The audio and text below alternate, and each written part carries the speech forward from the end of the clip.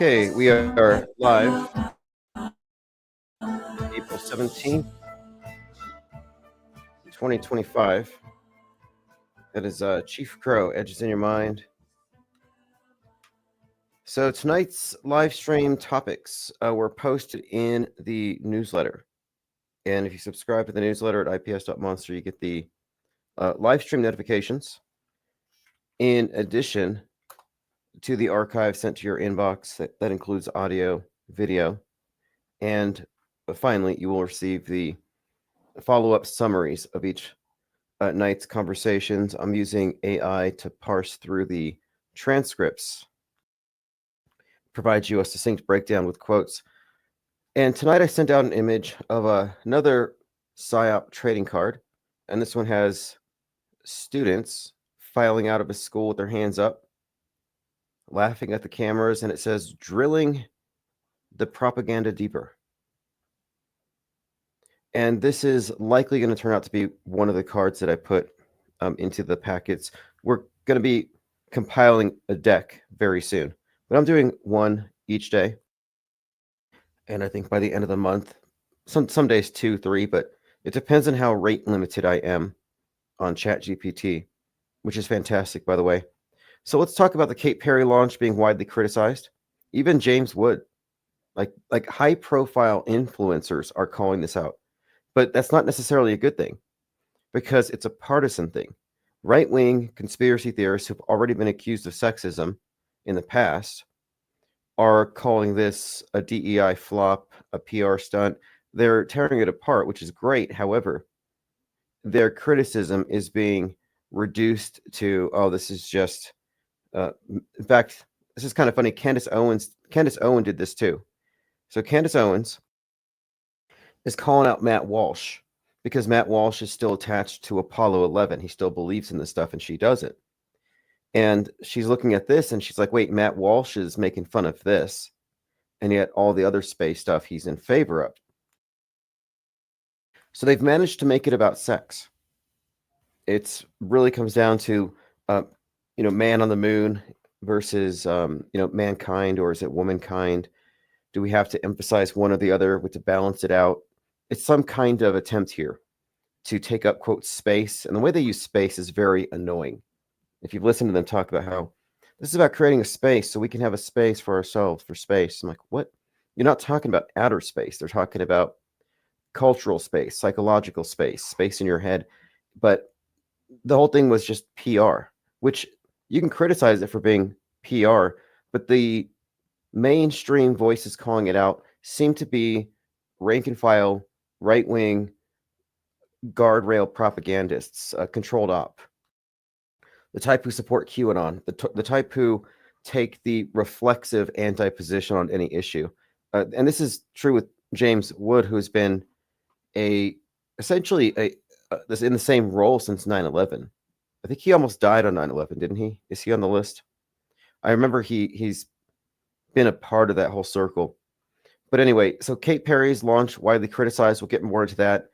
The stabber gets paid.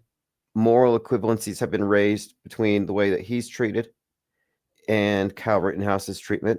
And it is true, Kyle Rittenhouse made millions, but I'm pretty sure that Lynn Wood absconded with most of it. If you don't know the story, Lynn Wood and a few others, he was a big QAnon guy. They raised a bunch of money off of the Kenosha riots, and they convinced Kyle Rittenhouse's mother not to bail him out, to leave him in jail because there's going to be an apocalypse after the election. And while he was sitting in some cell, this guy, Lynn Wood, this lawyer who was leading this thing, made off with millions of dollars. I don't know if he ever had to give it back. Kyle's mom was pretty mad about it. Klump says Nikita Kaseup may have been the concurrent program example for adolescents. Seem to let it. Yeah, that one is an interesting one. We talked about Nikita Kaseup and his weird connection to the satanic cult, a neo-Nazi satanic cult called Order of the Nine Angles. I thought it was angels. It's angles. And he looks like Nick Fuentes, which is probably not a coincidence because Nick Fuentes was the face of like the youth far right, the top of America First. But additionally, the connection with the Satanist thing is interesting considering Mr. Satan just had to be, I think he was charged with something, but he was threatening the president. I don't know the connection there other than what's with these shooters being attached to Satan and Satanism. Doesn't make sense. And Satanism and Nazism just sounds like FBI fictions. You know, they create these psyop characters to scare the populations. Because I don't think there's a real connection there. Dr. Back Ashford says, was it just too blatantly fake for most people to pretend they believe? Yeah, okay, so I want to get into this next part, truth or bait, because there was a image of the capsule with the dummy's hand at the window. And I saw that and I thought, wait, this could be an example of maybe truth or bait, but I just posted it anyway. I ran with it to see, and it turns out that no, that dummy's hand was from a crash test from some time ago. So then my question is, who are these people who are planting false evidence of fakery when there's plenty to point at without having to resort to making stuff up? And truthers making up or forwarding false evidence is not new. It's all clickbait, but it's also very discrediting because if you run with something and that's discredited, then they don't want to look at anything else that you have pointed out, other discrepancies. And one other point here, all the right-wing types that I'm referring to who are calling this thing out as fake still believe in Elon Musk and that he's still sending genetically modified mice to space and all that stuff. Like they believe it still. So wait a minute here. How does that work? You don't believe Bezos because he has the feminists on his side, but you believe Musk. You see, it wouldn't be that way if it was organic. So I think what's happening here is the fakery is being called out to keep it a partisan right-wing conspiracy talking point that you can just safely ignore. It's nullifying it is what it's doing. And in fact, I put this in an article because it's the simultaneous nullification, but also vindication. Because your favorite celebrities are saying, yeah, you have a point. This is a hoax. But you're also nullified because you're not arriving at the right conclusions. So I put out an article today, Truth or Bait, Dummy on the Capsule. Many big conspiracy channels shared the image of a crash test dummy on the Blue Origin capsule, but this was not an oversight. This was intentionally planted false evidence. This image is from a separate test flight and not further evidence that the Cape Perry launch was a hoax. Moreover, we don't need an image of a dummy to call the event questionable. So why would somebody seeking to expose a fraud plant false evidence if truth is on their side? And this is because the big channels are there to discredit their own followers. So Liz Cronkin is there to discredit her own well-intentioned followers by giving them bad information. Diana Southard says, Lynn Wood convinced the Q people that Trump was still the president after he lost, and they hung on his every word. Oh yeah, Lynn Wood was a major Q agitator. Very comical stuff. You know, he's up there talking about the Illuminati with a straight face. It was a different time, and people still had the expectation that the plan was going to come true and that JFK was going to save the day. And it never happened. Well, at least not yet. Maybe next year. Maybe in 2 weeks. So one more point here. This is a pattern. We see it in fake shootings all the time. There's false leads to discredit the conspiracy theorists. Even after Trump was fake shot, there was some guy who pretended to be the shooter. And then there was someone else who was credited with being the shooter. I remember reporting on these different shooters, like which one is it? And this is why it's important to suspend judgment until you have time to suss all the information. Because if you run with one of these false leads, you get lumped in with the controlled opposition, and you get discredited with them as well. Truth or bait is spread by the same controlled opposition agents who do the later guard railing. And by guard railing, I refer to the misinformation talking points that A, agree there's a conspiracy, but B, disagree with the position that the event in question is fake. So in this case, these big channels are calling the Katy Perry launch fake, and they're not calling out the rest of the media fakery.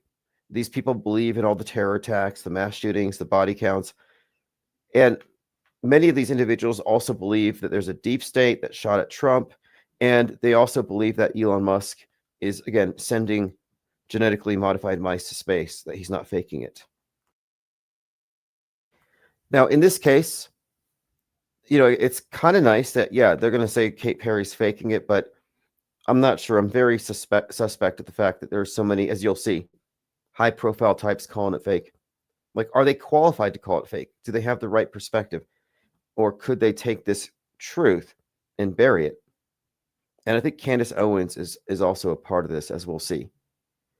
Limited hangout operations work in the same manner. A limited hangout operation is a propaganda tactic where an organization, intelligence, government, corporations, they leak a small amount of truth. And this is done to cover up the larger secret. What they do is they find out, well, who noticed the leak? Draw them in, get their names, get their numbers, find out what they know, and then control it and steer it. And I would argue that every mainstream conspiracy theory is a limited hangout operation. So how to handle truth or bait? You have to consider the source. So if anybody who's pushed Q is tweeting anything, automatically question it, because there's an agenda here to get you to grab something bad, makes it look like you're grasping at straws. And again, this falls into the category of reflexive non-belief, which is not skepticism. It's not the same thing. Informed disbelief is our standard, not low information disbelief. Let me go ahead and go through some of the examples of what has been pointed out by mainstream types. So James Woods, yeah, he's pretty big. And this is, honestly, this is a new development. We don't often see this. Oh, by the way, speaking of QAnon crap, Roseanne Barr is whining about the uptick in anti-Semitism. She says, it's a scary time for Jewish people. The last Christian stronghold was the Vatican. Everybody wanted that destroyed too. Timing is everything. I know you're just asking questions. Anyway, she goes on about this because of something that Candace Owens had said. But I want to just point out that Roseanne Barr has been a major advocate for QAnon. QAnon is nothing more than blood libel repackaged. The whole drinking adrenochrome stuff was always stuff ascribed to her people.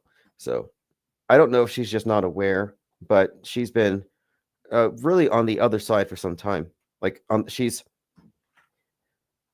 hasn't looked around her at what the people that she associates with really believe. Okay, so Katy Perry on singing What a Wonderful World. I called this out day one.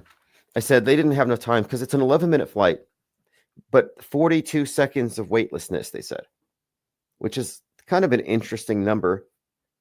But they claim that she sang Louis Armstrong's classic, What a Wonderful World, while looking out at the globe. And this was verified by Gayle King. However, there's no evidence of it.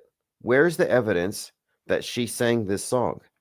And I said they couldn't possibly provide it because you would need a video that's uncut for, 90 seconds, 60 seconds, however much of it she sings.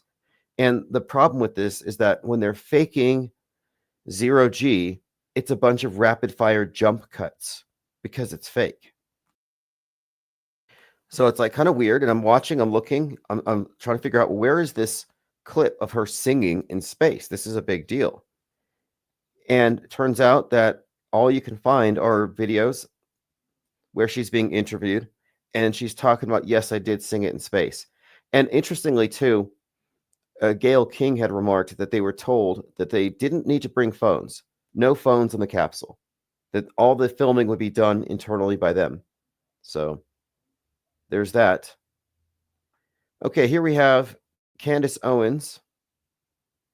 She says to Matt Walsh, quote, "You must come to terms with the fact that NASA and space missions have always been fake. You need to learn the history of NASA and the Apollo, which is occultic and satanic."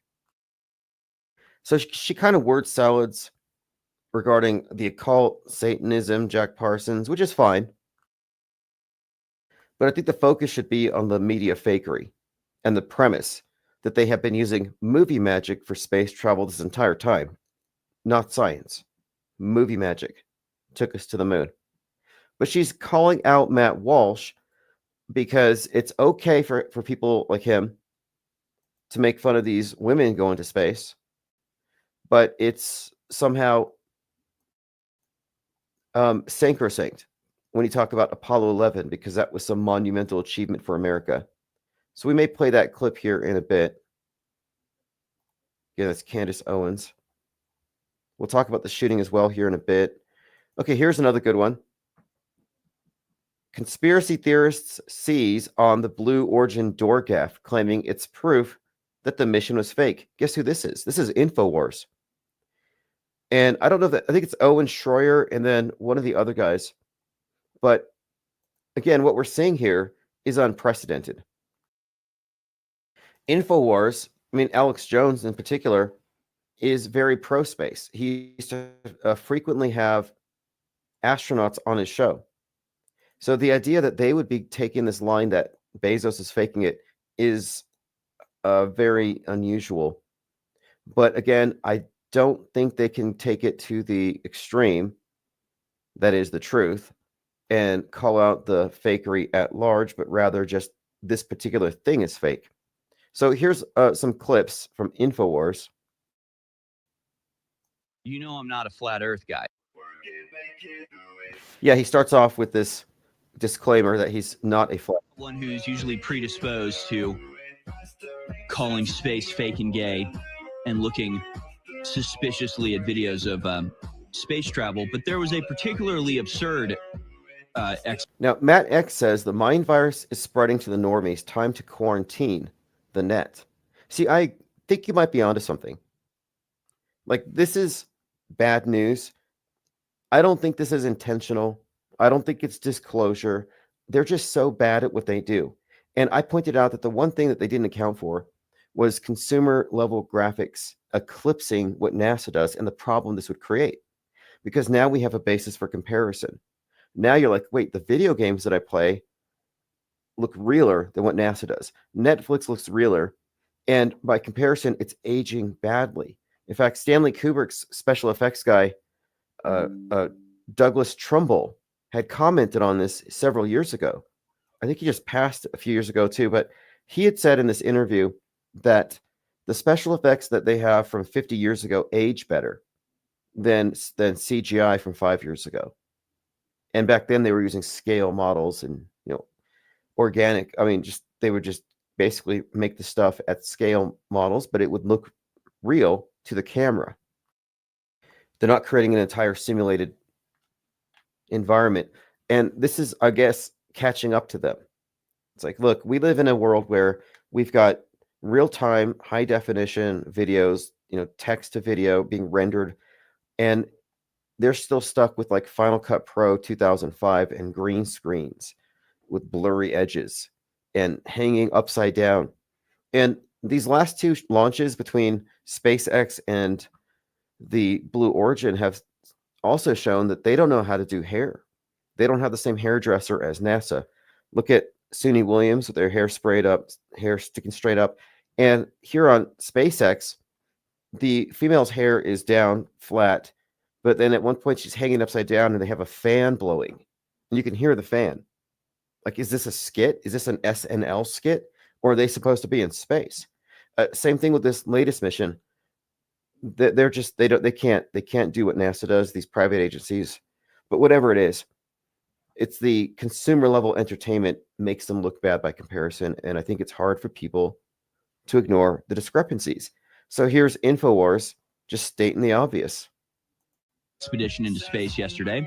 The first all-female crew on a Blue Origin flight. Keeping up with the Kardashians.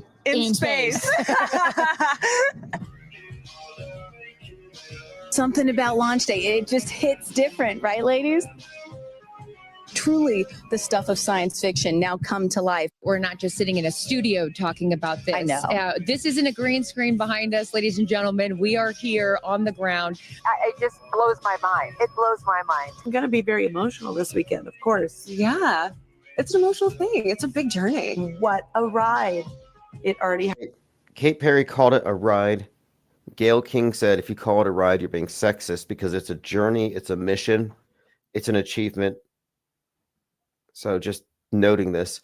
But this is InfoWars doing the clips of this, just kind of demonstrating what a PR stunt that it was. But let me get back to the commentary, because I think you have Owen Schroyer at the end of this bit. Cardboard.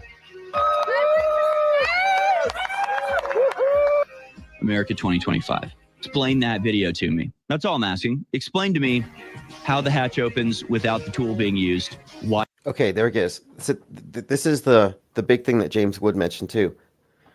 If this thing is sealed, how are they opening it from the inside? Now, I see some people trying to say, well, it's because they had to check on them before the PR unveiling, which is fair. That might be the case. But again, it looks really fishy. Why the hatch opens inward, why there are no marks on it,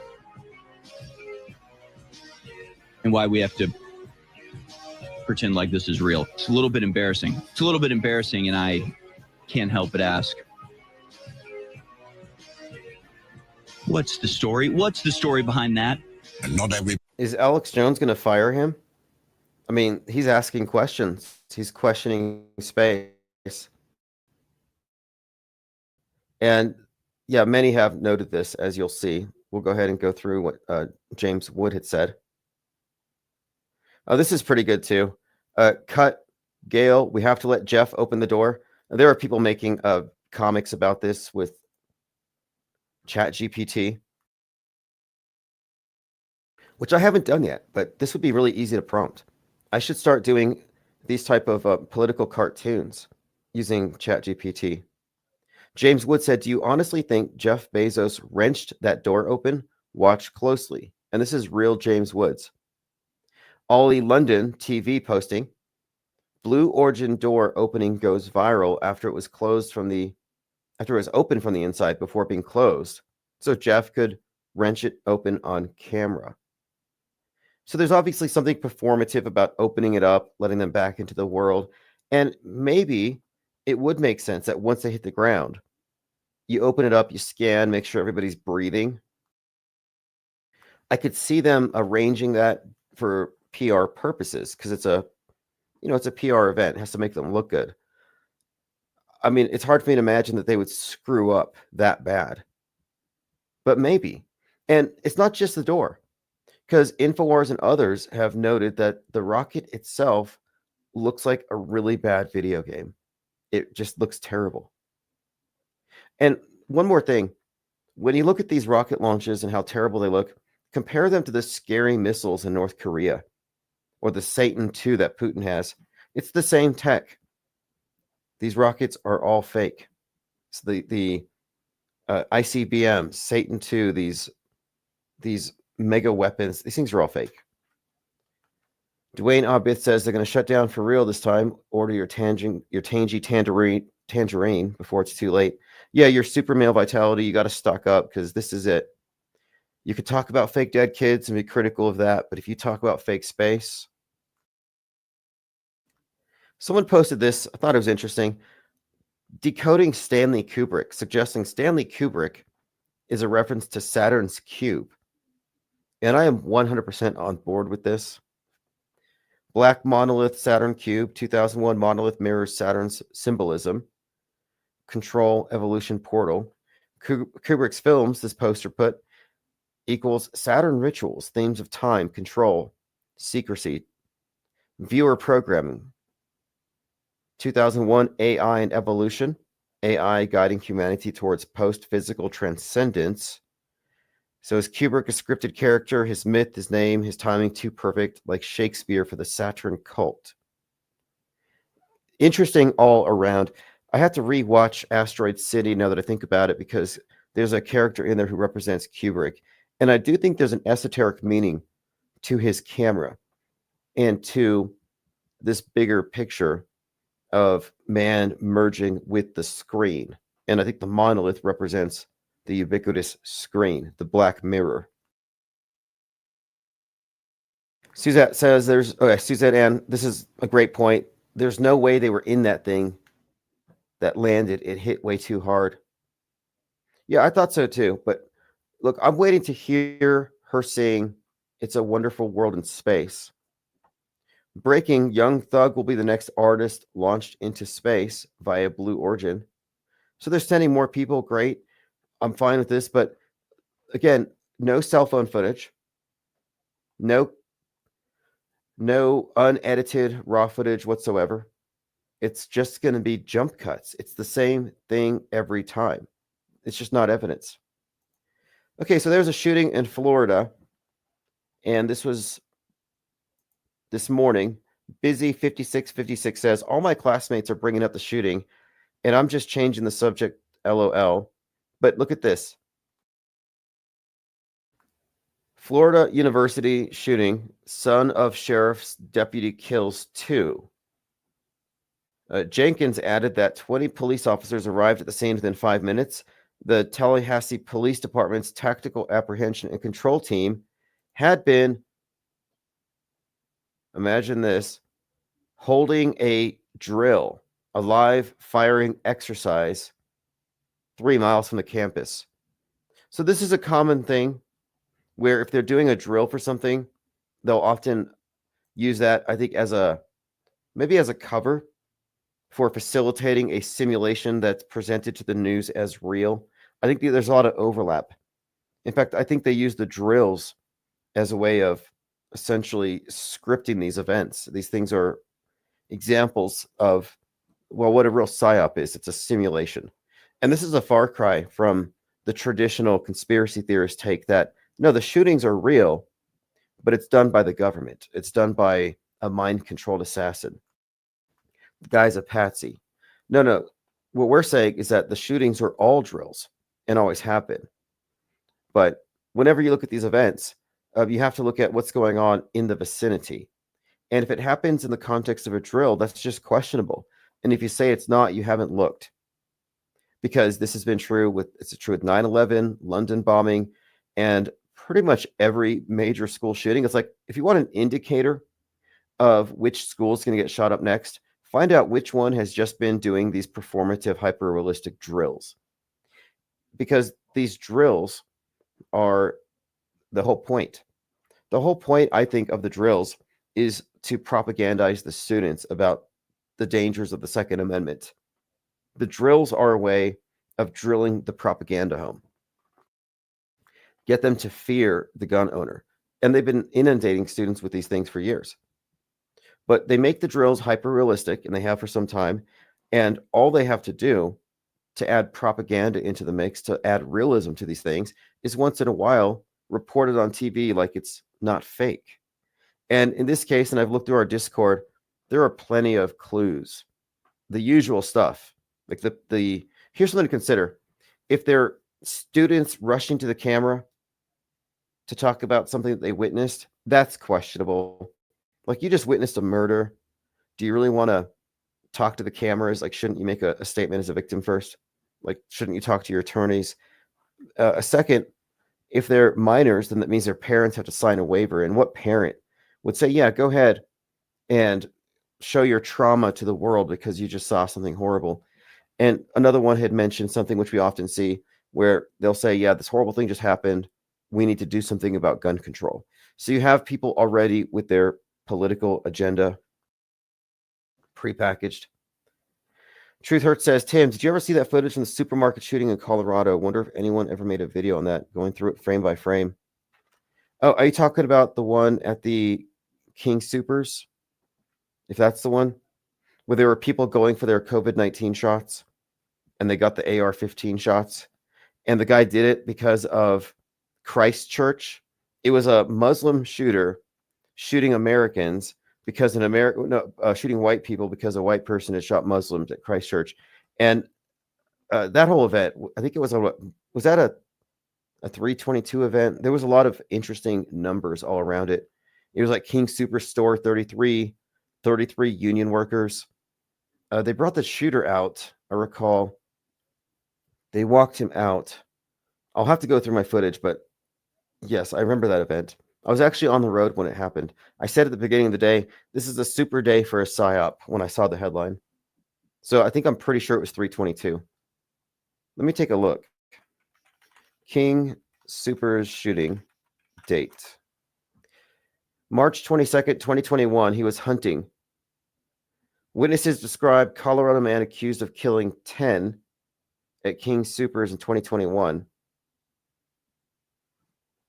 He was hunting. But yeah, later they attached this to a revenge for Christ Church. Okay, let's continue here. But as far as what you asked, no, I had not known that there was any internal footage. And if there is, please share it. There was another one too. There was the other supermarket shooting, the Tops, where they were using AVR, like augmented virtual reality characters. And that's not the only one I can point to where you can see that they're basically adding in people. And right now you can't even tell real from fake. So the ability to just visually look at it and call it fake isn't enough. That's why you have to look at all this, everything else, the surrounding circumstances. Are there drills? Is there predictive programming? Is there a ready-made, locked and loaded political agenda? Like the stabbing with the twins. Everything about that screams psyop. It's mainstream news. Everybody's talking about it. Manufactured outrage on the right. Moral equivalency with Kyle Rittenhouse and Daniel Penny, two other high-profile psyops where they created these right-wing hero vigilantes that were demonized by the left. So just the way that it fits so neatly into the pre-existing framework makes me think it's entirely fake. But it's certainly generating a lot of outrage, as we'll see. Yeah, okay, you're thinking the Tops. So we have the Tops one was one with the GoPro, where he was filming it. And I went through it frame by frame. And one of the issues with that one is there's a victim who's getting shot and his hat flies up in the air. And when it lands, they don't scale it down. So in other words, when a hat flies off the head on camera and it lands down 6 feet away, it should be smaller when it hits the ground. But it actually didn't scale properly. Not to mention, every time he engaged in violence with one of these victims and pulled the trigger, it got pixelated.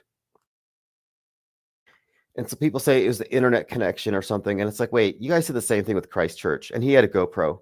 So all these mass shooters got to get their money back for the cameras, because when they're moving quickly, it's pixelating. It can't even record properly. These things are designed to create high quality footage. So why are their cameras glitching? Another indicator it's a hoax. They use pixelation to cover up the fakery.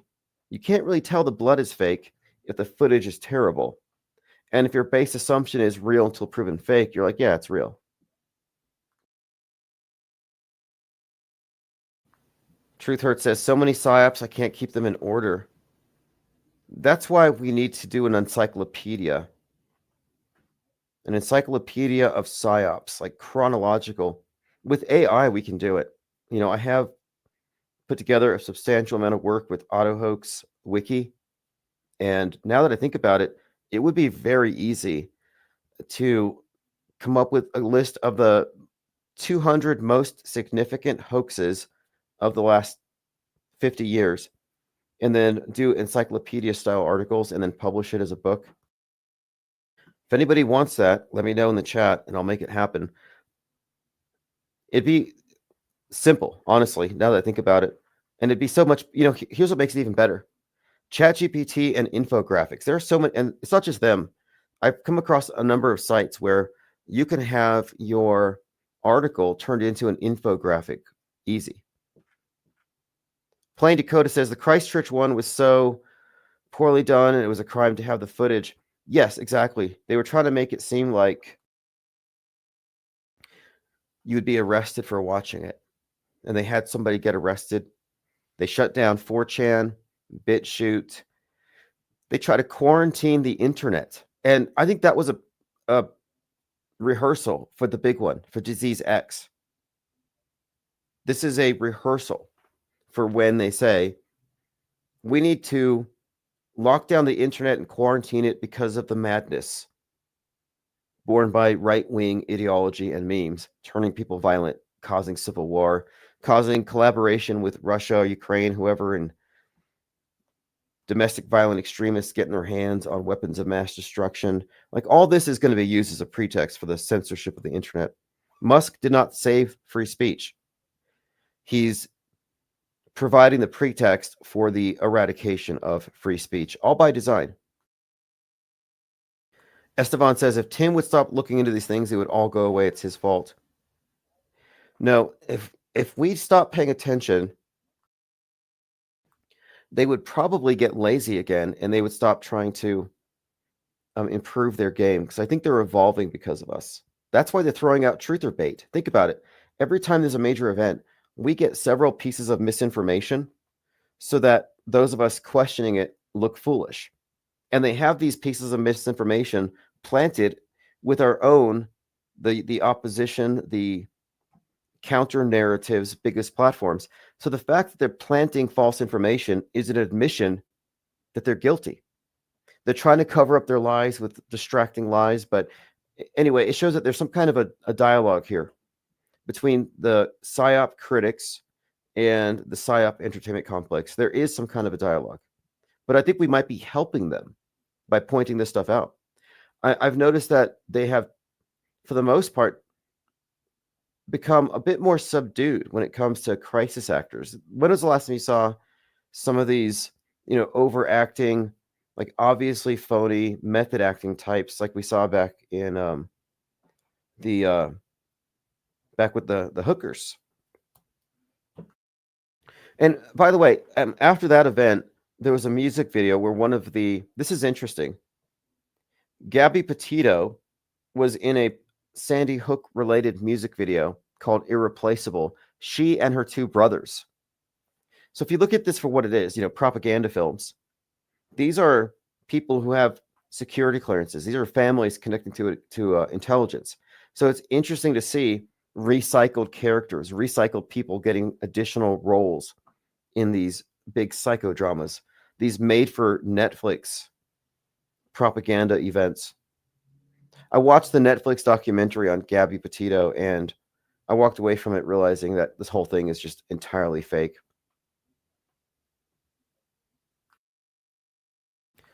Braveheart says, stop manifesting the news. I've actually come across many simulation theorists who've accused me of just that. They said, it's because you keep feeding it. You're paying attention to it. You're manifesting it. They say, and a lot of them will say this on Twitter, they're like, hey, this event's fake. Stop looking at it. Don't feed it your attention. We're manifesting for the elite by paying attention to it and giving it our loosh.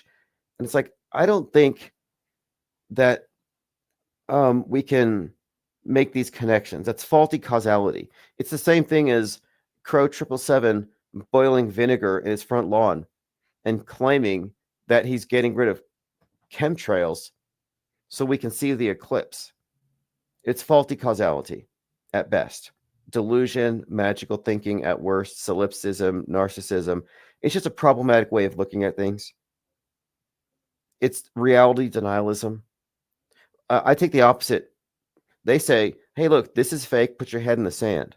Be uninformed about it. I'm like, no, that's weakness. That's a position of strategic weakness. It's better than being misinformed and believing it, but not being situationally aware is a position of weakness. I advocate total awareness, become informed. If you see something that's fake, study it, nail it down, arrive at some level of certainty, document it. Because we are building a parallel body of news reportage, not about the events, but about the reportage of the events. That's what the parallel media is. We're not a replacement for mainstream or alternative. We're more or less documenting the worldview as presented, but with the additional information that we have. Truth Hurt says, my eyes start to glaze over when I hear people start talking about manifesting my reality. Yeah, show me your Bugatti, your Lambo, your mansion, or something to indicate your ability to manifest things that would I think you could reasonably expect that you would have something beyond just the normie kind of lifestyle. Like you have a genie. You can have your wishes granted. You can manifest anything. What have you manifested? And if you look around, it's like, okay, cats, you still pay taxes with everybody else. It's like, okay, I guess. But I also think that this is part of a new world religion. This whole idea of nasatology, space as a new heaven that atheists will believe in. I think the whole idea of manifestation and law of attraction and stuff, I think it has a place in all of this. And a lot of it is really, I think, the faulty causality. If you can get somebody to believe that they can make clouds dissipate with vinegar by getting them to accept this logically fallacious interpretation, you can get somebody to believe anything. And another problem that I've had with the manifestation people is they do a lot of victim blaming. Like the reason why your truck broke down is because you have negative thoughts. I've had people tell me this too. I've had several of them. They were trying to convince me that I'm paying attention to all the bad news, and this is the reason why bad things have happened to me. I'm like, I don't think it works that way. Like, are you saying that if I was only watching mindless entertainment comedies and sitcoms, that my life would just be a sitcom? Like, I don't think it works that way. Lasers Go Pew Pew says, I'm going to manifest this bong hit. Well, I think this is also something we're talking about because when people are trying to figure out the mind-blowing connections between entertainment and news, they operate under the false premise that the television presents objective reality. And if they see stuff with objective reality glitching, because they think that's what it is, since it's on TV, it's real, they think that the real world is glitching. So you have to remember, this is axiomatic. The map is not the territory. It can't possibly be. It's always a filter at best. And at worst, it's a mind-warping, worldview, monopoly-shaping mechanism that has all of mankind under a spell that keeps them in a containable form. Like, I think that's the whole point of this thing. We're in the village. If you haven't seen The Village, it's a microcosm of the real world. The elders in that show would represent the media, government. They even do drills. In The Village, they do drills where the children have to hide in the basements and the adults, and they don't know this, but the adults are running around dressed up like monsters to scare them into hiding in the basements. But they do drills to rehearse for these instances where the monsters invade. But the big reveal is that there are no monsters. It's just the elders. So if people ask, well, why are they faking the news? Well, a few reasons. One, they write history, not just ancient history, not just revising history or fighting over nuance. I'm talking about every fake news story, every fake news event, every simulated event presented as real gets put into the historical record, goes into the history books. And if you look at the history books for the last 30 years, it's going to be a reflection of what came through the news. Fakery is not even considered. All the space stuff is real. Everything that's reported is real. So there's a total control over history exercised through control over the media. So they control the present, they control the past, which allows them to control the future. So that's the reason for all of this. They create an echo chamber with every situation by inundating us with ideas related to it in the entertainment concurrent with what's happening on the news. It's a consistent pattern. It's formulaic. It's systemic fakery. The forest of fakery is what I call it. I wrote this short allegory. It's on Amazon called The Forest of Fakery, just describing our situation here, because it's an important thing to think about, because we got into this talking about the simulation people, the manifestation people. Their interpretation of fake news and predictive or foreshadowing in media is that this is evidence of simulation. And I'm like, no, this is evidence that the media has so warped your perceptions that you no longer think reality is real. They have made you committable. Like if you were to actually express these as opinions to a psychiatrist, nothing's real. The universe is sending vibes to Hollywood directors to drop clues in movies about future terror attacks and mass shootings. Like that sounds batty from the perspective, from a clinical perspective. It's diagnosable. And how perfect is that? It's like a trap where if you can't figure out how things work, the most popular explanations given go into this new agey crazy turf where the critics of the fakery who are seeing it right have the wrong interpretation and can be labeled crazy, dismissible, lost in subjectivity. That's why I stand on objectivity. The off-world stage position is objectivism in our outlook. And the objectivists were never objectivists. The objectivists became subjectivists from day one because they didn't know what media was. They treated media itself as a window to the world, objective. Aside from bias and maybe selectivity of coverage, it didn't occur to them that it could be wholesale fabrication, that entire events can be simulated. And this is not a conspiracy. And you have to really reason this through. If they fake an event on the news and it gets a pass and nobody calls it out and they're all complicit, it's not just the news media tricking people. Hoax isn't an adequate term for describing these events. You could call them, I call them simulated events, but these are operations conducted by what I call the PSYOP entertainment complex, which just refer to the interlocking networks of entertainment, news media, the EMTs, the hospitals, the police, the Department of Homeland Security. Like from the top down, these are major events. Nobody's calling it out, and there's a reason for it. It's because it's structural. It's built into how they govern us in mass, and it's global. I think it's useful to think of government as a singular and monolithic. It's not like China and Russia, Ukraine, America, Canada. No, I'm sorry. It's just one. It's one. That's pretty much the big secret. You know, for years, you've been hearing people like Alex Jones and others talking about the New World Order is coming, Klaus Schwab, the Great Reset. We're all going to be united with the one world religion if we don't resist it. It's like, no, it's too late. We already have it. The one world church is mass media. Rigged as it is, because it's not just a bunch of separate, disparate, objective reportage, and they're all just coming to a consensus. No, it's actually managed monolithically. It's like the new monotheism, and it's global. So they've already succeeded. And the religion that they have imposed subtly has been embraced by all the atheists. And then the people with traditional religions fall into it by default. Now, they don't have God, but they have God constructs. They don't have a devil, but they have devil constructs. They have eschatology. They've got even a heaven.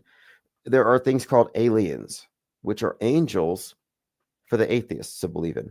These are all just parts of a structure, a belief system, and they're interchangeable. It's just a difference in nomenclature. What is the difference between an angel and an alien? When you really get into it, you can see that the alien construct is the result of syncretism, the merging of science fiction lore and aesthetics and the ideology behind the space program and mankind becoming multiplanetary. This notion and angels are it's just a merging of these two worlds of science fiction and traditional religious concepts of these intermediaries, these higher beings. A lot of atheists will say, well, aliens are just evolved versions of us from the future. Evolved to what? Evolved to where grays, which is very symbolic. When you get into the symbolism of aliens, it's very symbolic, the gray thing, because I think it represents the ultimate synthesis, the eventual synthesis of the polarities, the black and the white. The idea of grays are transcendent, They're not ape anymore. They've evolved past this. They've shed their lower impulses. The higher beings, technologically superior. They're not bound by gravity and the earth. They're interplanetary. They're just angels, basically. And I think the abduction stories that were popularized on talk radio have a parallel with stories of fallen angels and mixing with the human bloodlines. But it's all just repackaged. It's mythology. And that's provable. If you believe in alien abductions, then you need to watch Mirage Men. I'm sorry to demystify it. There's no chance you're going to be abducted by aliens if you're holding out that might happen to you someday. It's not. Because what they have is a department of special agents who are sabotaging conspiracy theorists near Kirtland Air Force Base who noted experimental craft, and they were talking about it on the internet. So the Air Force sends a group of people into his life, into this conspiracy theory circle, and flood them with misinformation and stories about aliens, abductions, underground bases on Dulce, New Mexico with hybrids. And they ran with the stuff. They had conferences, and it became a movement. But it started on an Air Force base. Yeah, I can invite you. Let me give you an invite link. Invite guest. Copy. Interesting. There's an option where you could stream it on your own channel. So I'm going to post a link if you want to jump on and test out this feature. I'm kind of curious instead of using the phones. Okay, let's continue. We were talking about aliens being fake. Yeah, aliens are fake.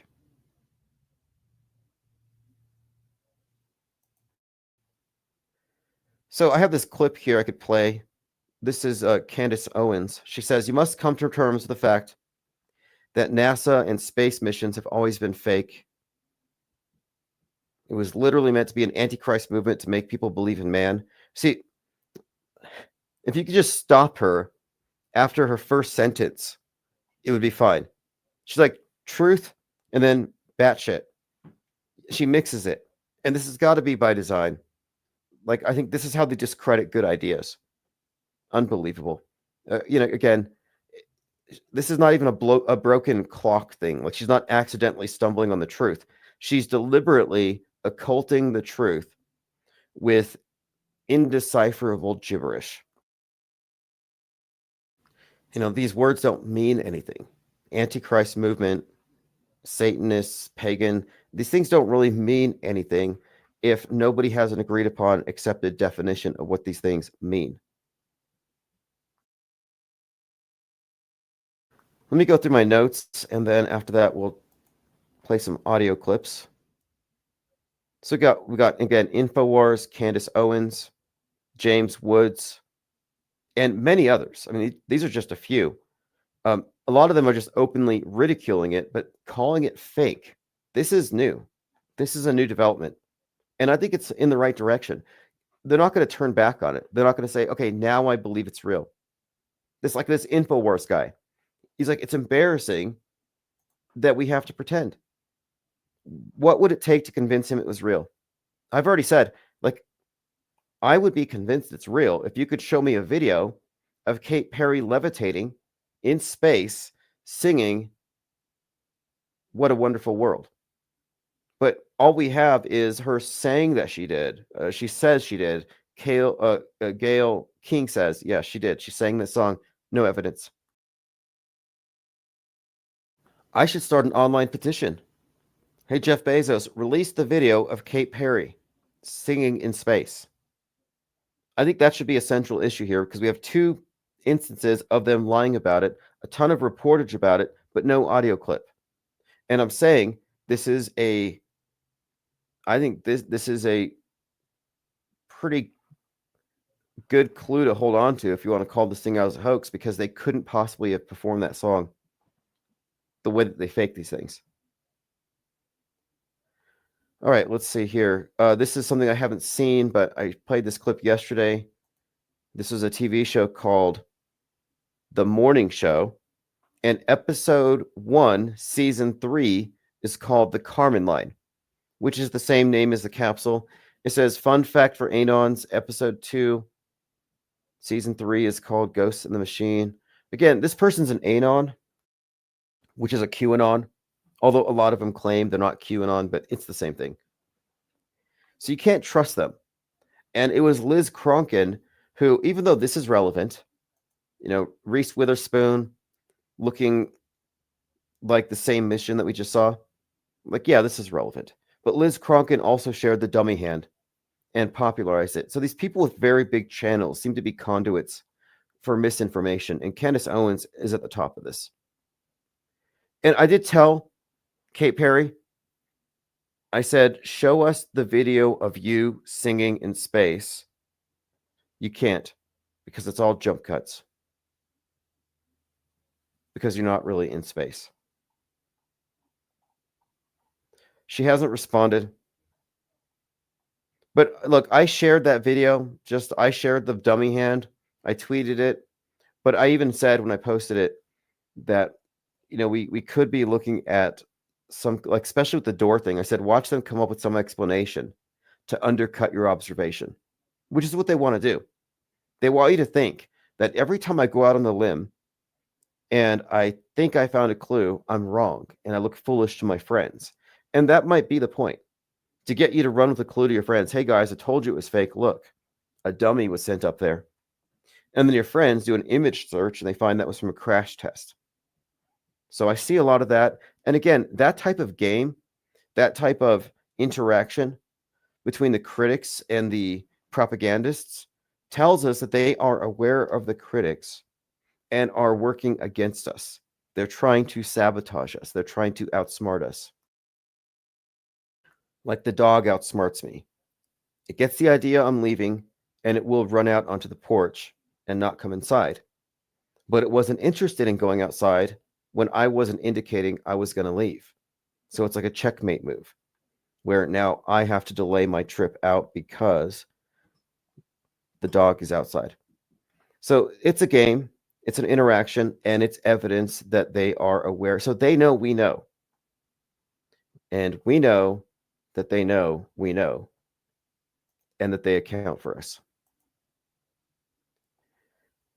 Okay, phones are, not the phones, but the StreamYard is open if you want to call in. This was posted today by Scotty Whitfrey.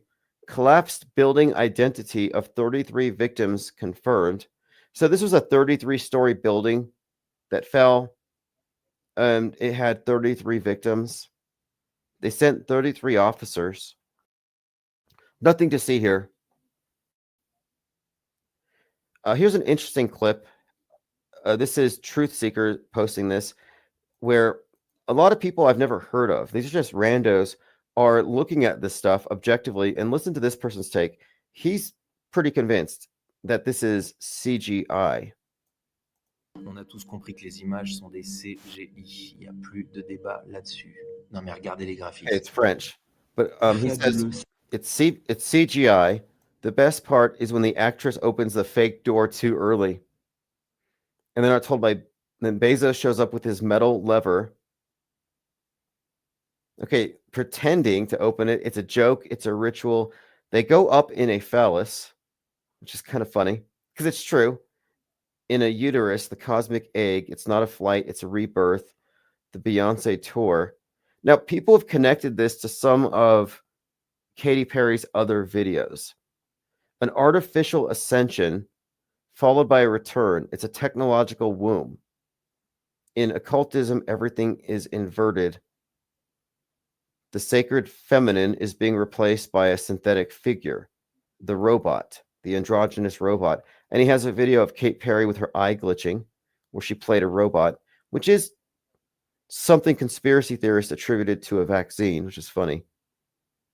He said it's all over pop culture, the highest high of the occult. And then Kate Perry says that she went the highest high. It is the highest high. Katy Perry fait pas référence à l'espace. And here she is as Isis on top of a pyramid. C'est le climax rituel. Une offrande pour an offering for their synthetic god, the inverted Baphomet. And then he shows the patch. And their mission patch, and this was actually shared by InfoWars as well, is absolutely Baphomet. Fascinating. He says, who started this circus? And then he mentions Jack Parsons, Satanists and scientists, strange angels, sex and rockets, the occult world of Jack Parsons. I read that book. It's really good. John Carter, Robert Anton Wilson. Now, this is all interesting because we're talking about the obelisk. And my contention is that the rocket's primary purpose is symbolic and ritualistic. It's the old religion repackaged as science fiction. And if you look into the ritual magic performed by the various occult groups, it makes perfect sense what I'm talking about here. We're talking about essentially a science fiction religion that's just the old mystery school religion syncretized. Like, I would call NASA the latest iteration of the ancient mystery schools. Violet Pengon says the show is better than ever. Plus, we got some good new decoders in the Gilded and big events coming up. Plus AI. Yeah, AI has been a huge boon to this whole thing. After the live streams, I have this AI agent that will scrape the video narration, write a summary, and publish it on a couple of blogs. But it's all done automatically with links to the video. And the point of it is to enlarge what we're doing and reduce the amount of work that I have to do outside of direct content creation. And you could function as a newsroom, as an individual with some of these new tools. So I'm making use of all of it. I never fell for the AI phobia. I thought that was a regressive step in really seeding the competition here, the game. You can't keep up with this flood of misinformation at all. There's no way you could possibly tread water here if you're not taking advantage of these tools that they are using. And there's a great leveling of the play field as well, this playing field. I've been experimenting with different things, like, for example, the auto hoax Wikipedia thing. We've been talking about that for years, but we didn't have the manpower to do it. Now it's just every few minutes. If I want to, I could churn out a viable article with citations that can then be built upon by others. So it's getting easier. And the graphic arts, like these PSYOP trading cards, these things are going to be produced. I think I'm going to do 2 a day for the rest of the month. But at the end of the month, we're going to start producing packets of actual cards where, in addition to the image on front, it'll have the description of it on back. Okay, current footage inside the school of an FSU classroom during an active shooter situation. Voices can be heard pleading to be let in. Reports indicate this may involve a team of active shooters. So the explanation here is that this footage is from a drill.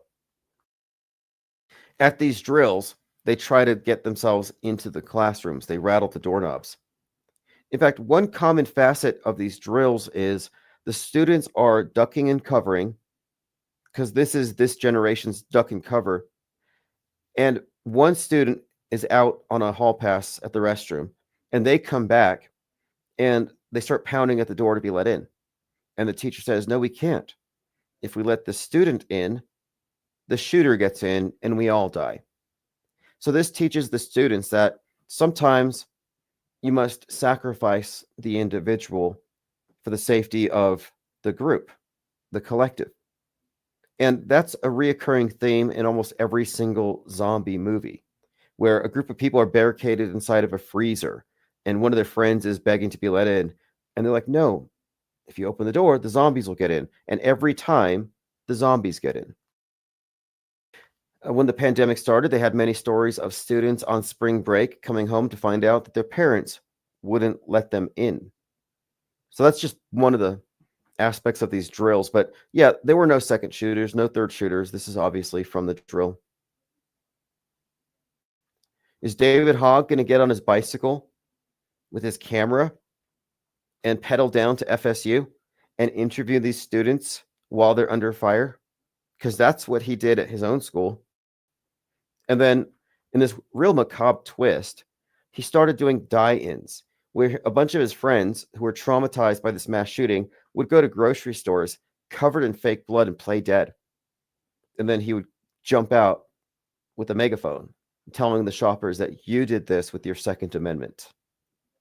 Like, to me, that doesn't sound like somebody who survived a massacre would do. Truth Hurt says these drills should be illegal. You know, I did a deep dive into drills and the hyper-realistic ones, the obvious child abuse involved in these things. And shortly after, a couple of teachers' unions made some statements against them. And in California, they've had some instances where families weren't notified these things were going to be drills. And so they've sown a lot of confusion. They've scared people. There are some drills where people were really hurt because they were using simunition. Deprogrammed Truth says, do you think that the Bezos crew knew it looked that bad and put it out anyway? Or do you think they believed it looked like a good fake video?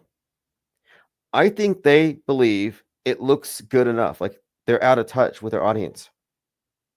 Like, they don't know how bad it looks. I think this is like the emperor's new clothes. He's surrounded by yes men.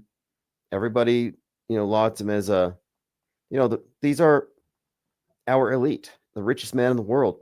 And I don't think anybody's going to tell him that it looks fake. I don't think so. There's no way that he has some critic among the crew there. That's what we do. They should be thanking us. In fact, they should be paying us. Like, they really could. As a consultant, I would be a consultant for the PSYOP entertainment complex. I could really up their game. I have some great ideas on how to create the effect of tears, for example. I won't give it away. We'll see if they reach out. Okay, let's see here. Truth Hurt says these drills should be illegal. Well, in my opinion, the real purpose of the drills is to create the hyperstition of the mass shooter and to propagandize the students against the weapons. And I think this is why you have so many people willing to take part in these things. So you look at the people involved in a simulation where they pretended to kill a bunch of kids. Like, how could you do that? How could you justify lying to the world? Easy. If you told me that, hey, if you do this, you will convince people to vote this way, and then this could never happen in real life again. So you see yourself as a savior. Like, oh, these PSYOPs could actually save lives. So I could see the moral justification for a mass school shooting PSYOP from the perspective of an anti-gun person. Easy. Braveheart says the Uvalde cops barged in and demanded the kids put their thumbs up and left. Well, Uvalde had some interesting facets to it. Like, they showed the public the camera footage where the cops are in the hallway while the kids are being shot. That's what you're supposed to believe. And then they're using the hand sanitizer. They're looking at their iPhones. But that was manufactured outrage. Oftentimes with these PSYOPs, and this has been a staple. I remember this happened at Virginia Tech, Littleton, Uvalde, very notably. But at many of these events, one of the standard talking points is the police stood down. The police did nothing. Standard stuff. And the reason why is they want to open the door for conspiracy theorists to say they let this happen. This was an op. But that used to be a recurring theme. It looks like we have our caller. Let me add you to the stage here. So we're testing out the new system. Can you hear me okay? Hey, yeah, I can hear you great. This is awesome. Okay, how easy was it to log in for people who never... That was way better than calling you. And I could hear, I could hear the show, like, or whatever, I could hear you talking, like, while I was on hold or whatever. It was really cool. It's kind of like a real radio station. Okay. You know what I mean? Good. You know okay, then I will. Yeah, because you're on cue and you can listen while you wait. Whereas So the cool. previous one, okay, so this is 100% an upgrade from the previous system.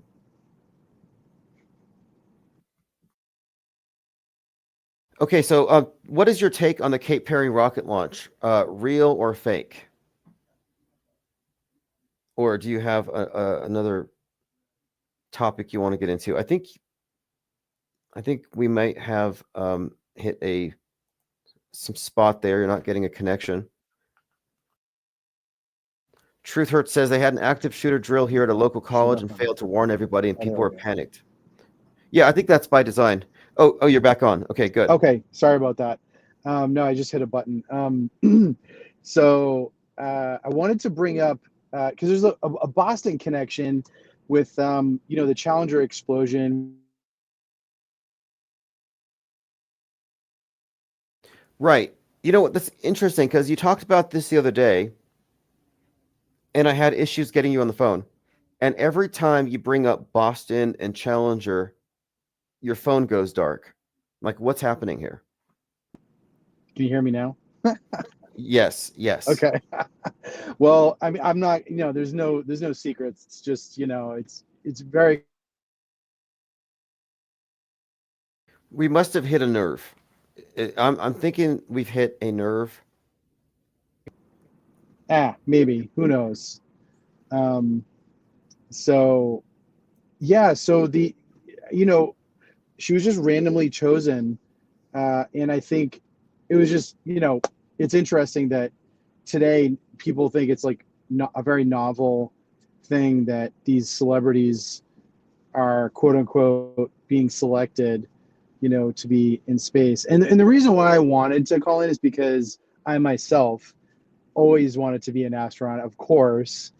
It was very low standards, of course. They when they advertise to be a NASA astronaut, all you really need is a bachelor. Well, supposedly all you really need is a bachelor's degree and some version of relationship to something space related. But it sounds like they just take up anyone. Like this, the teacher, from New England, the Northeast of the United States. It was just completely random. And so anyways, I just wanted to throw that out there. I think it's important to know her. She has a lot of, you were talking about Alan Shepard and all that stuff. There's like a McAuliffe Shepard library up this way. So anyways, that's all. So anyways, great show. Yeah, well, I remember you said random, like drawn 1 out of 11,000, but I would argue that, okay, they wouldn't randomly draft somebody in like, hey, do you want to fake a mission? Do you want to become a fake astronaut? Like, to me, that's got to be a plant. Like, I don't know how that could happen organically. Operating under the assumption that the space program is fake, which I am. So I would have to say that it's the illusion of it being random to make her more relatable, to make the event more tragic, because it was tragic, for students in particular, because they can imagine their teacher blowing up. Like, it's a real sad thing. But there's no way it could be random. That would just have to be the backstory.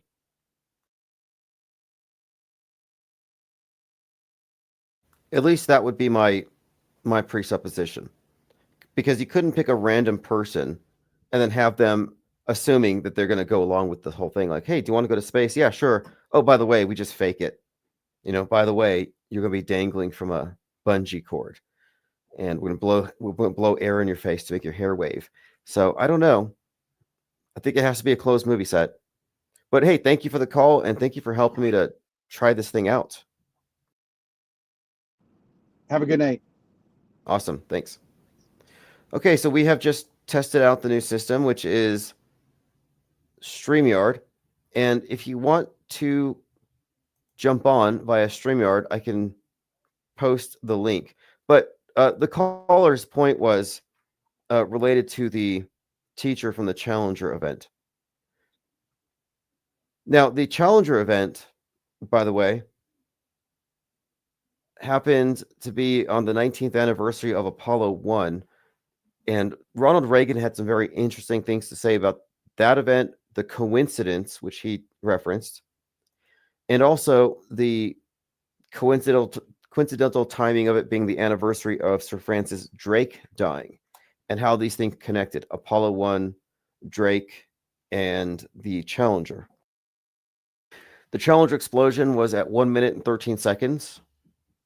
The Columbia shuttle disaster was the 113th shuttle launch. I think the Apollo mission had some interesting numerology as well. It's actually pretty consistent. Okay, audio was choppy. Okay, good to know. Now, it might have been you. It might have been your connection, but we'll try it a couple more times. I can also turn the phones on. Possibly even Discord. Okay, continuing. I'm scrolling through my notes here. Okay, so we're looking at Candace Owens. Candace Owens, and she's talking about, and this is InfoWars. I want to find the Candace Owens clip. Mainly because she's calling out Matt Walsh. But will she call out Elon Musk?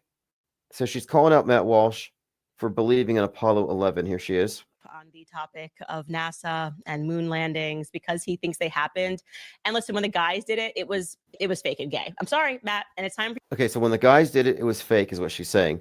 But again, she's almost defensive of the fact that the female launching into space, this group of females, has been mocked.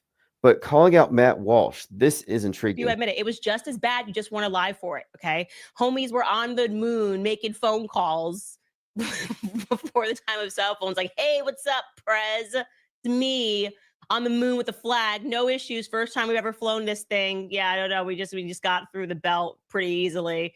And until Matt Walsh accepts that the mission in 69 was also fake and gay, I don't care. I can't defend you. Even if I fully agree with you about Gayle King, I literally cannot defend you.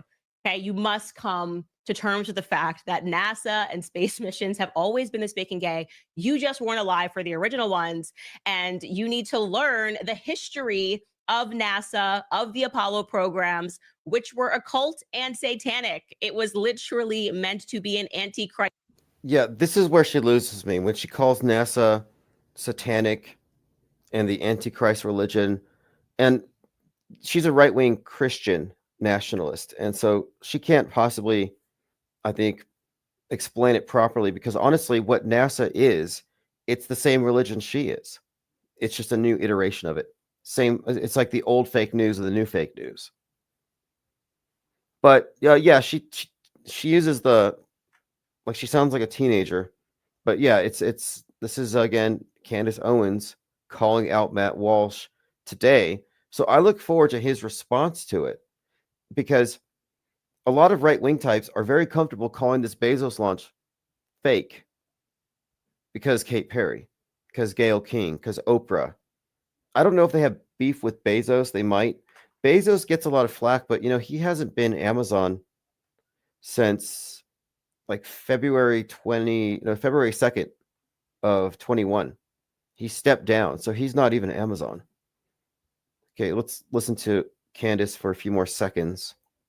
Christ movement to make people believe in man. It's a fact. I'm going to show you guys. It's like, you can look this up anywhere. Look up Jack Parsons and the Apollo program. They just wanted people. I don't know how she connects these. Jack Parsons, didn't he die in like 1948 or something? And the Apollo program was in the 60s. Like some of her, like I get it. She's got some of the right keywords and phrases, but she needs to put it in order. Like this, like if she took her time to break down the Babylon working, Satanism, the space program, and Hollywood, the way that she did her breakdown of the French president's wife or whatever, she would probably come up with something very good, to be honest. But I think she's being very lazy in the way that she's describing the occult side of it. And there's no reason. There's plenty of information and plenty of people know what they're saying. She has underemphasized, not even mentioned L. Ron Hubbard and the significance of Scientology, a NWO compatible space religion. Stanley Kubrick's daughter, Vivian, is a Scientologist, Tom Cruise, Scientologist. But the Scientology aspect of it makes sense when you compare Jack Parsons, what he's a part of, the whole Crowley thing, the OTO, Order of the Templars of the Orient. Then you got the new version of that, which is Scientology.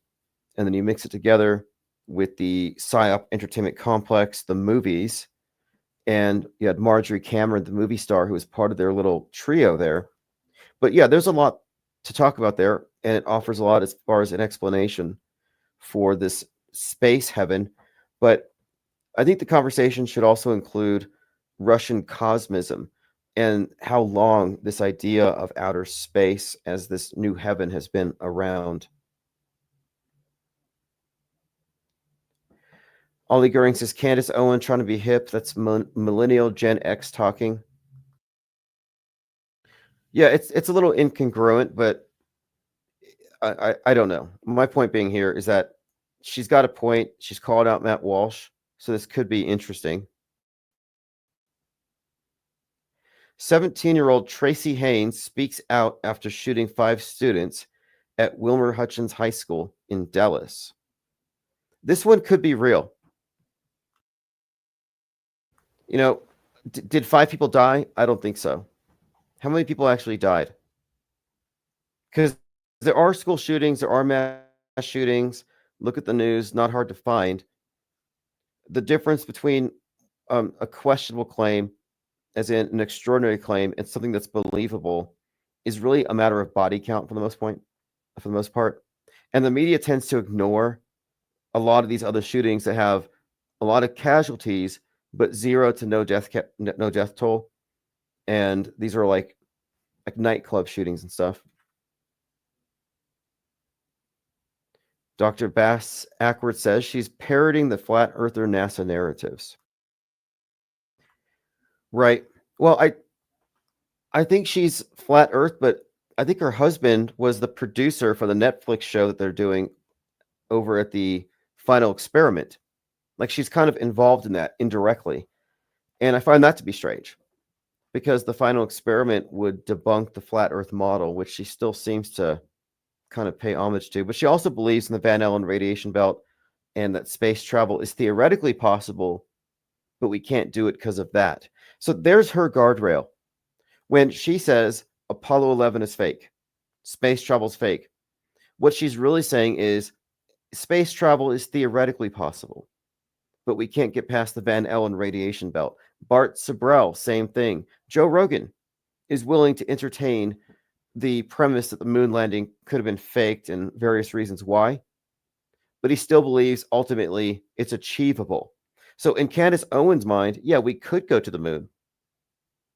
We can go into outer space, however, not with a manned mission because of the Van Allen radiation belt.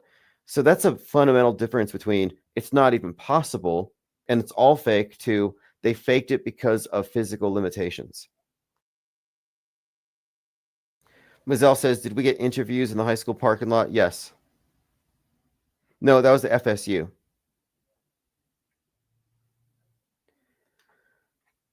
Dr. Ashworth says, yes, she has quieted down about the flat earth after the Final Experiment.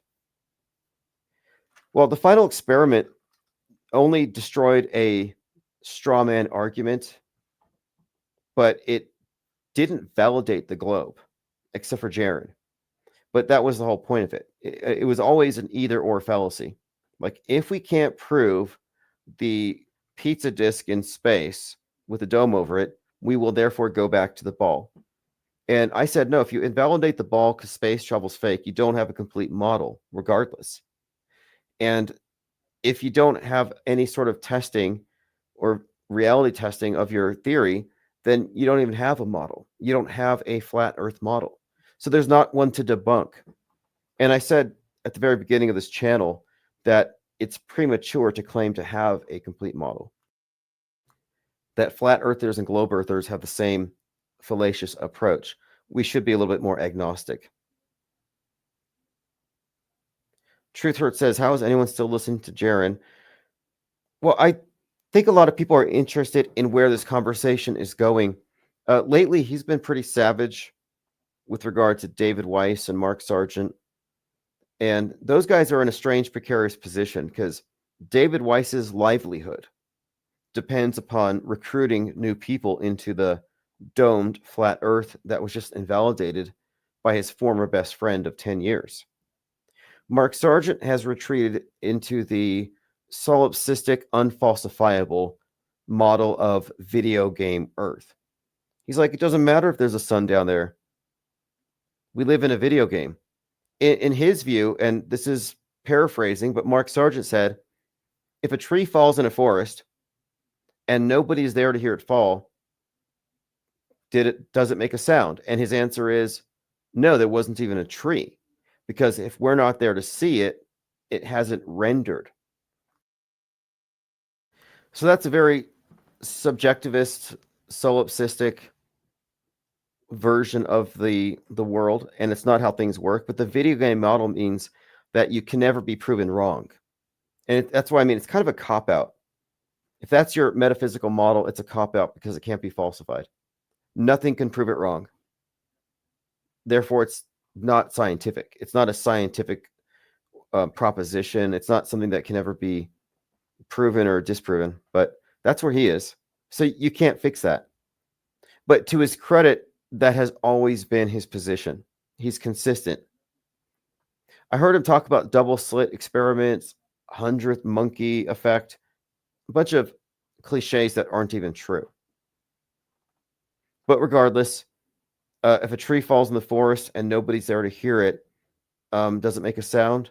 Well, obviously, because the sound exists independent of the perceivers. It has to do with the objects in motion and the friction of the different parts of it as they fall. And the sound waves produced by the motion and all the stuff is happening whether or not human eardrums are in range. I mean, what do insects not hear? I mean, but anyway, that's his thing. Esteban says, where's Patty Steer? She doesn't come to our parties anymore. Yeah, she doesn't hang out with flatties or people who are flat adjacent or flat friends. What are we? What do we call us? I'm shape ambivalent. I don't care. My point here is, are we in an open or a closed system? And the answer is closed. And we're describing the closed system as distinct from reality. But that's entirely different from shape of the world, which is an uninteresting conversation these days. And they attach their entire, I think, concept to the model being correct.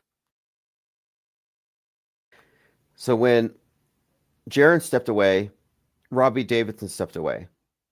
And Paul on the plane became Paul on the ball. And Patty Steer stepped away. They all did. I'm like, why? You never should have been on the flat earth in the first place. So when they rug pull it, you shouldn't have fallen. Like, they should have listened to me. I'm like, infinite plane meant infinite till proven otherwise. And so far, the globe model has not been validated, because even if it's the best explanation and the best predictor of everything that we observe and feel, space being fake as presented still leaves a void. It's not a complete model if you can't tell us what surrounds it. If you can't tell us what's up there. And the fact that they've inserted science fiction means that the entire thing is suspect.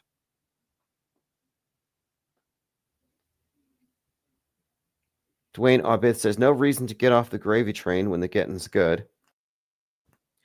Well, there really is no gravy train when it comes to conspiracy theories that veer into like the unacceptable areas. Calling things fake, there's no big channels doing that. Nobody's getting rich calling out hoaxes. As far as flat earth, I remember at one point I heard Zach Hubbard saying that he could have talked about flat earth if he wanted all that money, which is ironic because his whole channel is based on gambling, chasing money. Yeah, he's using the language of God and the Kabbalah and numerology, but he's using it to win the lottery, to bet on horses or something, bet on football games. But no, there's no money talking about these unpopular things. You get censored. I mean, this channel, this is interesting. This channel had been pulled off of YouTube more than 12 dozen times, more than 150 times even. And the main channel was only reopened 6 months ago. It was down since 2018. Many of you recall, just in the middle of the night, I woke up and something told me to go to all my old YouTube channels and appeal their cancellations. And I just did it, and they opened up my old channel. But yes, we have faced a great deal of censorship and demonetization. They de-incentivize truth and facts. You know, facts are hate speech. if they're not framed from the mainstream perspective. Lasers Go Pew Pew says, I hope everyone here gets rich right after me first. Well, we live in a very wealthy time in terms of knowledge. I mean, it's like, look how much value is created with just the information that we have here with the internet, but now with AI. And like, this is something to think about. Generate some graphic art, some infographic with ChatGPT, and have it summarize a few websites for you or something. When you start doing this work, just look at the quality of the work and the quality of the content it creates, and ask yourself, what would it cost somebody on Upwork or Fiverr to do that for me? Because I used to pay people to do book covers, to write stuff, to do press releases. And looking back, I could see, okay, well, the reason you pay them is because they're spending so much time and they have their expertise to do this stuff. But the stuff has value. That's why we pay for it. And just because it's easy now and it's ubiquitous doesn't mean it's any less valuable. It's just like, it's hard to see, how good we have it sometimes. And we have it really good when it comes to the access to information, and I'm taking advantage of it. There's never been a better time to know about the big conspiracies, media fakery, and psyops. And that's something else to consider. Pre-2012, nobody even knew about crisis actors. Nobody even knew. It was still a conspiracy theory. Hey, what's up, caller? Can you hear me? Yeah, I can hear you. Can you hear me? Yes, loud and clear. Awesome. Yeah, just kind of going off what Pete Tripp had said. New setup is great. I think you might need to find a way to put a marquee or a link for it in each stream or something. I don't know. Just because like calling in, it's not as easy as dialing a phone number. People have to have that link every time. I'm going to pin the comment. That's a good idea. Or I'm going to hit show. But yeah, I'll find a way. Maybe I'll put a button on the website. But yeah, thank you for letting me know that will make it very easy for people to jump in. And I wish I knew more about StreamYards. I don't know if they generate a new one every single stream, but yeah. But other than that, yeah, great show so far. I had some stuff to say about the Austin Metcalf story, which is getting kind of crazy. Yeah, let's talk about that one. We're talking about the stabber. His name is it Anthony Carmelo? Yeah, Carmelo Anthony, yeah. Carmelo Anthony. Yeah, so he stabs one of the twins, and the story is, as it's being reported, his family, not only did they kick the victim's father out of a press conference, but they're kind of flashing money. Like, they got a mansion, got a new car, so they've got all this GoFundMe money. They're spending it lavishly, and they're justifying it by saying that Kyle Rittenhouse made millions. So I see a lot of this moral equivalence here, and they're making it partisan. Just like, and they've compared it to Daniel Penny getting the royal treatment. So it's kind of funny where the family's asking people to take the side of their murderer's son on the basis that this is part of the same struggle as, George Floyd versus systemic racism. They managed to work it in there. Yeah, I really didn't think that they would go with that angle, but they already are. And it's just, when it comes to auto hoaxing, it's like fake until proven real. And it's like, what's the evidence that it's real? Well, it was on the news and all these news stories are talking about it. That's not evidence, that's say, right? So it's like, what are the other details? We start finding out things that the day the stabbing occurred, April 2nd, the assailant's name, as we know, is Carmelo Anthony. On the same day, Carmelo Anthony, the basketball player, was inducted into the NBA Hall of Fame on the same day, which could just be a coincidence. But I think from a functional perspective, it's seeded in the world audience's mind, this name. And as time went on, when the assailant's name was revealed to be Carmelo Anthony with a typo, a K instead of a C, it kind of already primed people to accept that. And with it as well, we see this political bifurcation tied with it. And it involves twins. Austin Metcalf, he died. It's a tragedy. He was stabbed while being held in the arms of his twin brother, right? Yes. That was the central story, the twins. And yeah, to your point, if you start off on the premise that it was real because you saw it on TV, then you're not going to arrive at what we're talking about, which is a more expanded perspective of it. For example, you look at what's going on concurrently, and it is kind of weird, like you pointed out, that you have the basketball player with the same name as the shooter, as the stabber, getting admitted into the Hall of Fame, like the same name, like pronounced the same. Sure, it's a C instead of a K, but yeah, that's fascinating. It's like it's this echo chamber effect that I referenced earlier. What do you think? Yeah, and it also kind of works in with some of the first photographs that were shown, right? That's one thing you had mentioned when it comes to news fiction. Look at what they show us first. And if you go off what's in the screen, one of the photographs of Austin with his twin brother, he's wearing a jersey that has 33 on it. Mix that, so that's a data point. 33 is a auto hoax number. It just appears so often in these news fiction. It's a code associated with death and rebirth, order out of chaos, which is essentially what these chaotic stories do. They cause chaos on the world stage. It makes people fight against each other, working towards the direction our world stage directors are working towards. So there was a 33 jersey, but for me, the real telltale sign was the footage of the dad.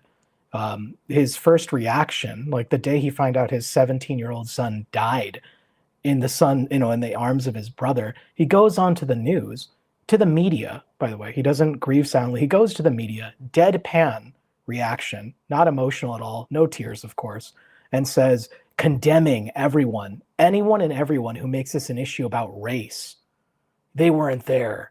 It's just unreal. I have the video clip. He said he forgave them, which, look, he's taking the moral high ground. He's like, I forgive him. That's something that we've seen only in psyops. I don't think that's a real world parent reaction, but I think it's a psyop script thing. It's gripping. It's good theater, I guess. But yeah, I think that's a fair point there. But what's more disturbing to me is the I forgive him angle was reported on by Christian news outlets, because ostensibly he's a Christian. But the problem with that, or this misalignment with Christianity, is Jesus said, when you give your alms or give to charity, do not sound the trumpets. And if this grieving father, no tears of course, really forgave his killer and was a true Christian, why is he going around the world stage to these media outlets, to all these cameras and reporting to all these sites, prominently announcing to everyone, I forgive him, right? Don't make this about race. It's theater, like you said. It's not only is it not a genuine reaction, it's not even Christian, no matter how you might paint it. Now, isn't it interesting that right now we have this, which is a racial psyop, and if you look on Twitter, Twitter or X is being used to put this stuff out in the open, where people are real-time posting their opinions. So you have right-wing racist attitudes brought out by the black helicopter pilot, who was a Navy SEAL, by the way, crashing. They're talking about DEI. So that's brought out. And then with this, you have the people espousing their opinions, like the people on the side of the stabber are saying, well, this is just like Kyle Rittenhouse or Daniel Penny. So he deserves the money, support him. So they have this racial psyop right now. And then you have the feminist thing going on with the rockets, where that's all about sex and about how a bunch of females went up, and it's being mocked by a bunch of right-wing sexists. So I'm seeing two different areas in the Psy war right now that are major division points, which is race and sex being presently invoked. And I don't think it's coincidental, because we're getting close to May Day, which seems to be often a turning point in the year for activism, when all the people who got their permits to do the big marches hit the streets. So I think this is all a buildup. What about you? Absolutely. And didn't Carmelo Anthony use not Gibson Go, it was GoFundMe or something? Like, he's getting tons of money, very similar to Daniel Penny. It has all the hallmarks of news fiction, basically. It's like we have a politically bifurcated interpretation of the event. Immediately right and left-wing people are making their points. We see deadpan crisis actor dad. But the final point on that checklist you had talked about in previous episodes was something about predictive and concurrent programming. Well, over the summer, around the time when I had joined the IPS, we were looking a little bit into rage monkey programming. Do you remember that? Oh yes, in fact, 28 years later is going to come out in a couple months, and the trailer just dropped. So yeah, we were talking about 28 days later and the Rage Monkey stuff. What about it? So yeah, in that time, we had called out both the writer and director of Civil War and 28 Days Later. We now have 28 years later. Rage Monkeys were associated with that. In fact, I have a whole article on my website, mindwar.page, about all of the synchronization you had found with the monkey symbolism that appeared both in fictional media and in the news. But one of the movies that we had pointed out at the time the trailer had released was this Stephen King short story film that was being adapted called The Monkey. And it had come out in late February. It came out February 21st, right? But only recently, April 9th, 7 days after the Austin Metcalf event, it was released on streaming services. And I decided to take a watch and found some interesting stuff in it, Tim. Okay, I'd like to hear that because I mentioned that. So what you're bringing up is, it was like last August. It was August, I guess 14th, when the WHO said that the monkeypox was a global crisis. When he said that, Bad Monkey came out on Apple with Vince Vaughn. So Bad Monkey and monkeypox, and then you had that Black Myth, a video game where 1 million people were concurrently playing as the Monkey King, the monkey god. And the same statue, Hanuman, a statue for it was erected in Texas at the same time, right? Yeah, the 90-foot tall statue of the same exact character. So we were talking about how all this related to the Chimp Crazy on HBO, Planet of the Apes out, and 28 Days Later's a writer directed Civil War, which is about, of course, the rage mind virus, the madness. So the reoccurring theme has been the correlation between the 28 Days Later rage virus that the chimps symbolized. And then, interestingly enough, there was a movie called Monkey Man, and it's this boxer who invokes the monkey god. He wears a monkey mask when he's fighting. And that movie, Monkey Man, was produced by Jordan Peele of Monkey Paw Productions. Jordan Peele, of course, likely directed the Jordan Neely psyop death, the psyop on the subway death. But that's interesting too, because that movie Monkey Man came out on 3/11, and we're fundamentally talking about a mind virus pandemic used as a justification for censorship. So that's what all this is building to. And I remember at the time they announced that Stephen King's movie with the monkey on it would be coming out. Yeah, and Jordan Peele is certainly a meta scripter and playing into this racial agitation. It's just like essentially what we've kind of uncovered while looking at all these synchronizations is that the symbol of the raging monkey is often tied with these, the madness. It's trying to enrage the audience, usually tied to racial aspects. And Jordan Peele, didn't he say Nope was directly inspired by the George Floyd spectacle? Yes, and so Nope was specifically inspired by George Floyd. And then his movie Get Out has a strangler that looks like Daniel Penny. And Get Out is a phrase that the right-wingers use whenever they see violence on subways. It's like a reference to go rural because the Democrat-controlled inner cities are overrun. So it's class warfare code. Yep. And in Nope, it also has like a scene where this killer chimp goes on a killing spree on a movie set, which was kind of interesting. But with regards to the monkey, I watched it last night. Terrible film, just really bad movie. But imagine my shock. I'm like, okay, this just came out on streaming services with the Austin Metcalf, stuff in the airwaves. I watch it, and it's about twins. It's two twins, and what happens, what we see in it. Spoiler alert here at the IPS. We just talk about the actual movies. Would it surprise you that the movie centers around twins and one of the twins dies as these swords fall down? It's kind of associating like these swords killing him, though he's killed by something else. But like right before he dies, it shows these swords falling down. Austin Metcalf was essentially, or ostensibly, according to the news fiction, stabbed to death fatally by Carmelo Anthony. So this synchronization is shown in the film, and there's so much more I could go over. It's actually written in more detail on my website, mindwar.page. It even synchronizes a little bit with the deadpan reaction from the dad.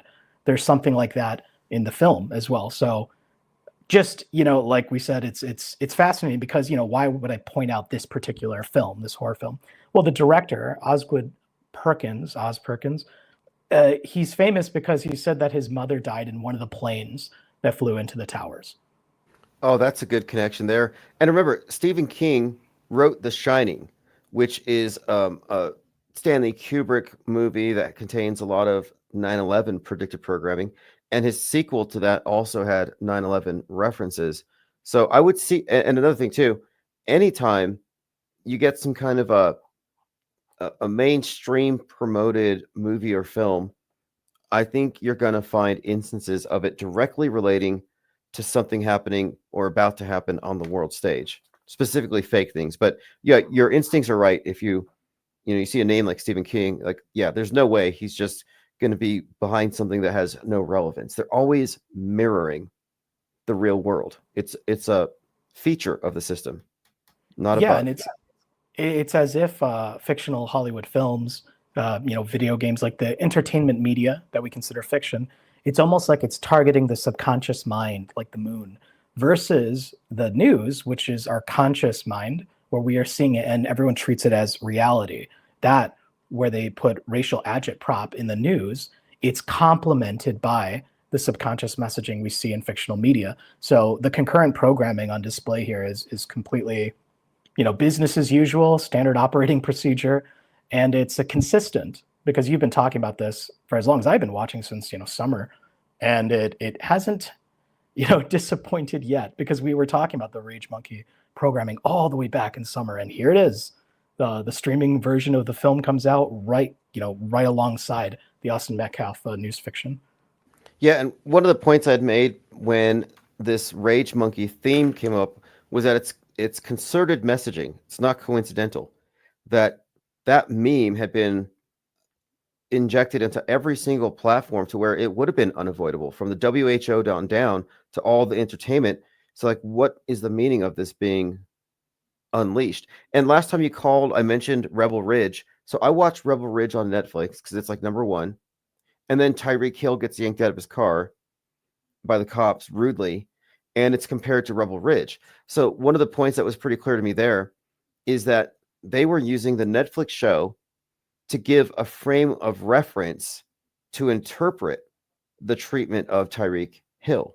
And so the underlying point there was, you can be rich, successful, you can achieve the American dream, be a celebrity, but if you're Black, the police are still going to treat you as less than human.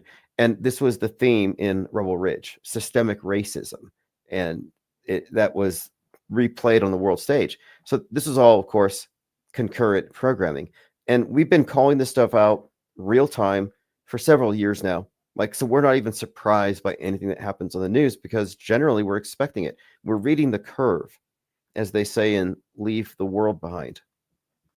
Yeah, and it's like, for people to conceptualize or understand the world stage, it's like, imagine you're a director and you have access to all of the biggest streaming services, movie production studios, music video production companies. You can essentially percolate your message through the media, the news, right? Online influencers and fictional movies. Like, you have a monopoly of total control.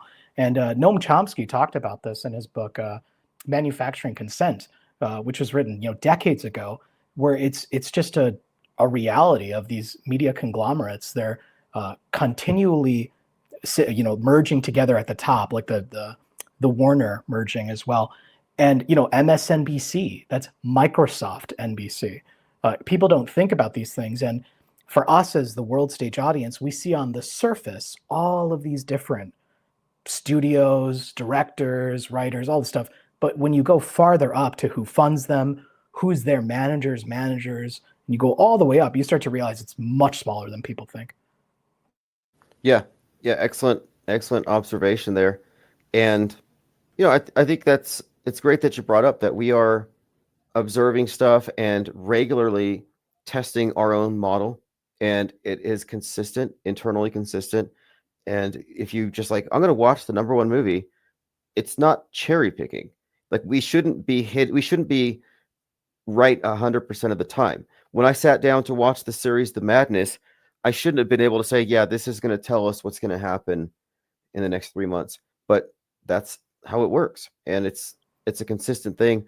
And this is, I think, the biggest, most in the plain sight conspiracy there is. Exactly. And it's not random, the media properties we pick out, like Stephen King and what is it more recently with The Monkey. I was looking forward to it because of what we had talked about during the summer about the Rage Monkey programming, but also the director, Osgood Perkins, on his Wikipedia page and in a quote he put out there with Empire when talking about the production of The Monkey, openly talks about how his mother died in one of the planes of 9/11.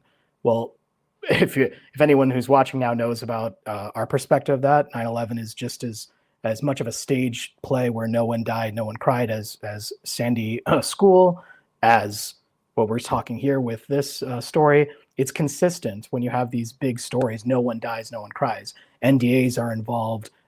People, it's easier, more cost efficient to stage tragedies where no one dies. So if the director of The Monkey, if his mother allegedly died in one of the planes, that means he's an insider.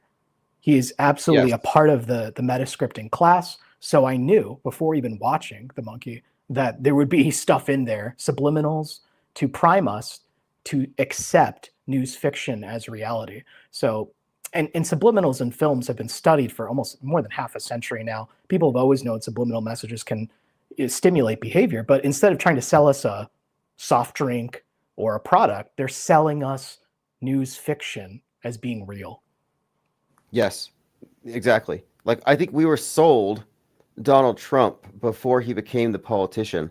We were sold him in the form of various roles that would later overlap with him, that would be associated with him. And this is another fascinating thing. A Man in Fool by Tom Wolfe. The book preceded Donald Trump as politician, and yet the Netflix movie based on that book is specifically not only about Trump, but it's got Barron, Melania, Ivanka, Obama, all written into the narrative. And if you read the reviews about it, nobody can deny, yes, this character, Charlie Croker, is 100% mirroring Trump. But again, this is just another example here. There are so many. It's of what we call concurrent programming. And the only reason I watched that movie is because I'm studying the media ecosystem and whatever is popular, whatever can be assumed to be painting up the zeitgeist for the most number of people. So I'm not looking for obscure things. I'm just checking the mainstream, because one of the criticisms of what we're doing here has been nobody pays attention, nobody cares. And I'm saying that's kind of my point. We're not paying attention. It just gets a pass. But that predictive and concurrent programming is a facet of mainstream. It's on all the mainstream. So everybody's being hit with it. Only a small minority of people know what they're seeing. But that's the only thing you can really say about that is that, it's a mainstream phenomenon. And liars don't want you to don't inspect their lies too closely, which is what we're seeing now with this news fiction of the stabbing that occurred in Texas.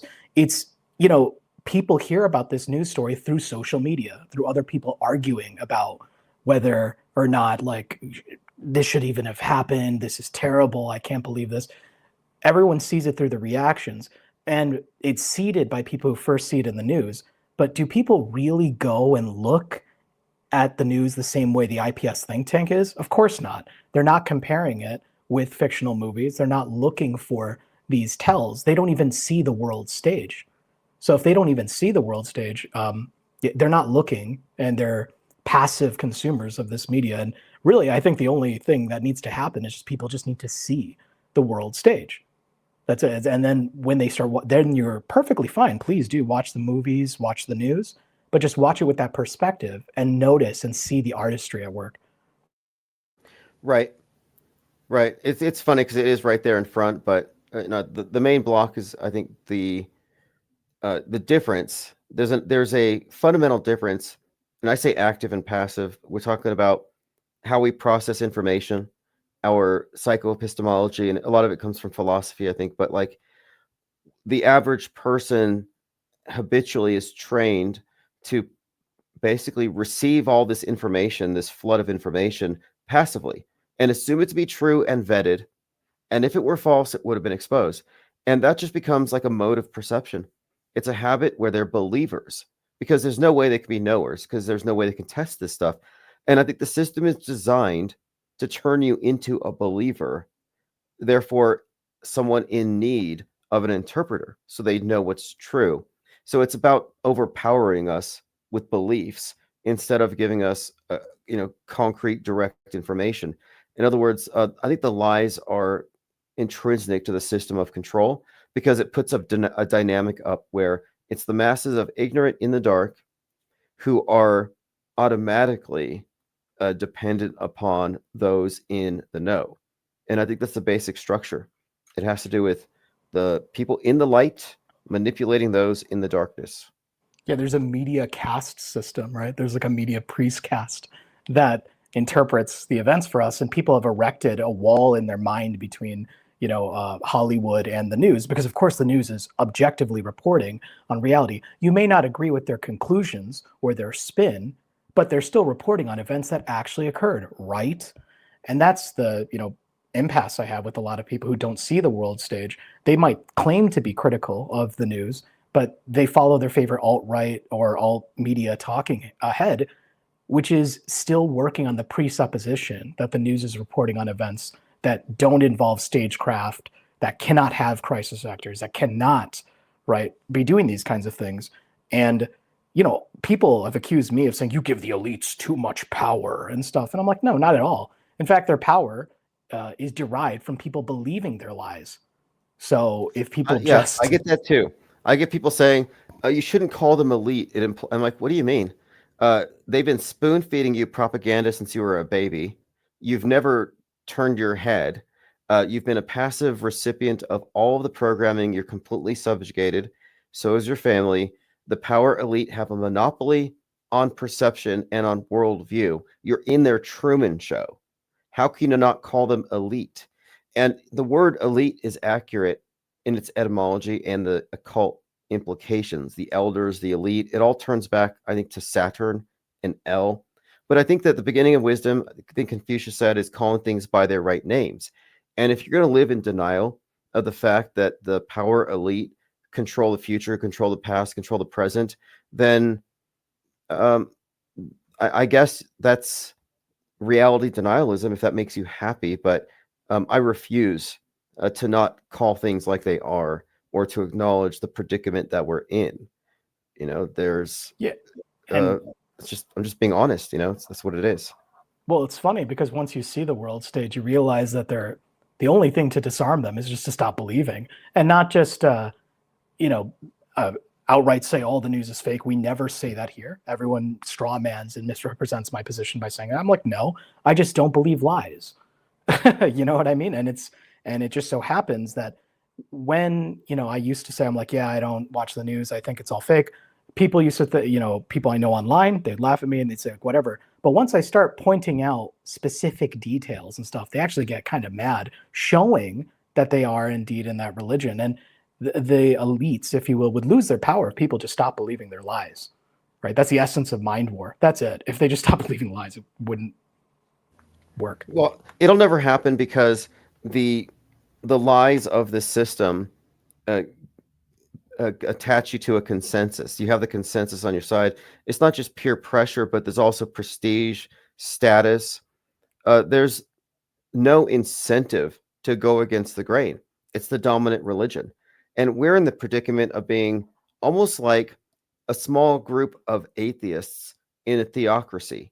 But the difference is this theocracy is camouflaged as something else, and it has all of the backing of the intelligentsia, it has the stamp of approval of science.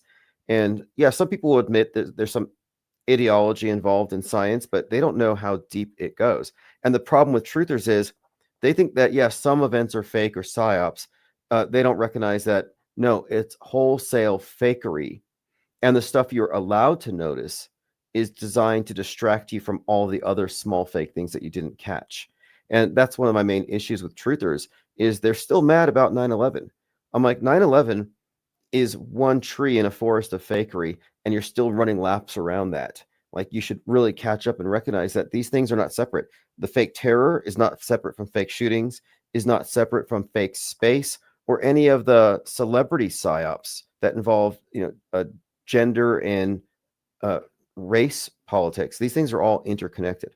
It's a monolithic thing that is so compartmentalized that people don't put it together. And if you put it together, you're a conspiracy theorist for connecting the dots. Yeah, yeah, right. And it's actually kind of funny when you realize that that's their worst weapon. Their worst weapon is, oh, you're a conspiracy theorist. Oh, apophenia and stuff. I'm like, what? Really? Okay. But it's like so many people have low information belief. We have high information disbelief, right? So it's they don't have the moral high ground. It doesn't really concern me if someone who is, not as informed as me is angry that I happen to be more informed. Right? If you could prove that this is the result of apophenia and some pathology, it doesn't take away from the incredible interlocking connections we have pointed out. So the worst you could say about it is that because they're mentally damaged, they've arrived at these incredible tapestries of news and entertainment that seem to merge. And it gets to the point, though, where we put together so much stuff. We have so many examples here that it's hard to explain away as simple coincidence or apophenia. And the typical explanation is it's all just synchronicity from the universe, which I think is very lazy as an explanation. But that's the go-to explanation, because you could not say, after having looked at the stuff, it's all coincidence. But the only other explanation that's been offered, the only alternative has been matrix, synchronicity, or something of the like. So it's interesting how the mainstream view is coincidence. MSM plus is synchronicity, which is just meaningful coincidence. Neither of these imply man. So both of these are wrong. And MSM minus subtracts the idea that we can insert, quote, synchronicity as a causal factor in all these eerie coincidences in the news. So the logical explanation is that this is the deliberate man-directed synchronization between entertainment propaganda and information propaganda, news and movies. That's the simplest Occam's razor explanation that has eluded and continues to elude many truthers since 9/11, for 20 plus years. Right. It's the only conspiracy I've heard you say before. The only conspiracy is the world stage, and it's not a theory. It's a verifiable reality, and it's completely rational. Like it's like I keep pointing people to Noam Chomsky's work. Like it's just it just makes sense. If you have that much power and influence over all of our entire media ecosystem, wouldn't you then have insiders who are the top influencers and the top world stage characters? It's essentially a system of stagecraft, right? And when people who are really into political conspiracy theories think they've named the person, like, this is the guy who runs everything. I'm like, from an epistemology perspective, you ask, where did you get that from? Right? I'm pretty sure the ones who the real string pullers, we don't even know their names and stuff. And that's why I'm like, always, whenever the media puts forth in social media or in other angles, this is the person you need to be angry at right now. I'm like, yeah, that's certainly not it. Was it George Soros took up that role for a season? And every time we just always have like a new, just characterized enemy, which is engineered that way. So I think earlier in this stream, you were talking about truth or bait. That's essentially what it is. It's like they plant false explanations with the synchronicity. We live in a simulation, anything but our entire media is synchronized on the world stage. Anything but that. Yes, exactly. And the bait is so easy to spot when you recognize that this is a game. It's not a coincidence that Bill Gates is a villain to the right and a savior to the left, and Elon Musk is a savior to the right and a villain to the left. How could these two billionaires be simultaneously saviors and villains to opposite sides? Like, they can't both be villains, they can't both be saviors. But these are props. These are characters in the world stage theater that you're meant to attach to and attribute reality to. And I think it's never been more obvious. And the fact that people who worship Musk and believe in SpaceX and Space Force are willing to call the Bezos launch fake is an interesting development, because if they can apply the same level of skepticism to SpaceX, their whole worldview falls apart because now Musk is no longer on their side. So I'm kind of curious to see how far this goes. I mean, what do you think? James Woods calling the Bezos thing fake? That's a pretty big name, right? Well, we actually had talked a little bit about this in the think tank. I have suspicions early on when big names like Azealia Banks and others are just, lambasting the entire thing, straight up saying it's fake. I almost feel like this might be a modern day Jussie Smollett situation, but for space fakery. If you recall, the Jussie Smollett was a controlled media hoax where the media told on itself and corrected itself to regain the trust of the viewers. So people think, oh, of course, if a news story is fake, if there's a racially baited fake story, of course the media would catch on it. Look how they handled the Jussie Smollett situation. That's kind of what's happening here because people think, oh, this is fake because it's from Bezos and it's got all these female, astronauts and stuff. So yeah, that's fake. But space is still real. Space travel is still real, and Elon Musk is going to take us to Mars. So it's like a controlled, MSM telling on itself about a hoax so that you continue still believing the big lie, the big hoaxes. Yeah, great point. I mean, isn't that kind of strange that CNN is interviewing them before they go, talking about the meaning of this trip to space, how meaningful it is. This is like the female equivalent of Apollo 11. And so they're really hyping this thing up. They've compared it to all these things. But then the alternative media from InfoWars on down is calling it phony. So the fact that it's a partisan call out is interesting because if it was objectively perceived to be fake, you would think both sides would be saying, hey, what is going on here? This looks a little off, but only one side. So their politics blind them, but it's also suggestive of an intentional psyop to keep the criticism of space controlled. So yeah, you could sacrifice Bezos. Yeah, he's running a scam. It's just a ride. They don't really go to space. You could sacrifice that and say the billionaires are just grifters and perhaps preserve the integrity of NASA. It could very well be. This could be the Jussie Smollett of the space program. Yeah, and the rug pull is coming. And I like how you pointed out that Candace Owens is now Candace Owens, much like Laura Loomer, is just this character made to make a caricature of anyone who's critically looking at the world stage, mixing with Antichrist in space. And, I'm a Christian. I can tell you that is not the biblical definition. That's a world stage definition. And I see, I've been talking about this for a long time, that the world stage Christianity is being led along the path for a controlled demolition as well. It's really just, and seeing Candace Owens, of all people, this late Catholic convert married to her, it's upsetting. But I've been taking up a lot of your show, so I don't want to. If you have other points to get through, I can head out.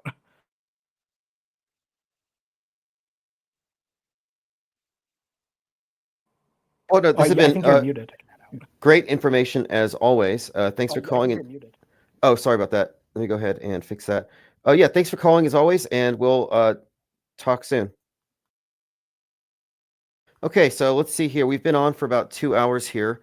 I did put an image in the newsletter. So if you subscribe to the newsletter, you can see that I have almost every night I send out an image along with the breakdown of what we're going to talk about. And tonight I sent out PSYOP trading card called Drilling the Propaganda Deeper. And we mentioned FSU. We'll have more details tomorrow. I'm not in a rush to say it's fake, but it seems to be. But I'm going to wait until tomorrow and get all the best information together I can. And then I want to compare stuff from what the caller mentioned, the Stephen King film, the Stephen King book that became a film about the monkey, and see how it relates to the stabbing event. But drilling the propaganda deeper. I will probably make that the title. We talked about truth or bait, false leads put in to discredit us. Candace Owens calling out Matt Walsh. Dual psyops with sexism and racism. James Woods calling out Blue Origin, but he probably thinks Musk is legit. Stabber gets paid, and the Kate Perry launch is being widely criticized. Like they're trying to make space cool. They're trying to I don't know, make this a victory for female empowerment. I mean, whatever they did, it flopped. And again, I'm going to stand by my claim that the space mission that was just performed, that harrowing journey to the edge of space by Kate Perry and company, I'm going to call it fake unless they show us Kate Perry singing Louis Armstrong, It's a Wonderful World, like in space. Because they said they sang that she sang the song. They claimed that they heard the song, but there's no actual evidence of it. And you would think that that would be viral. It would be on all the different platforms. We'd be listening to it on SoundCloud and Spotify, but no, what the hell? What are they hiding? I want to see the whole 11-minute video. Exactly, says Deprogrammed Truther. And it shouldn't be that hard.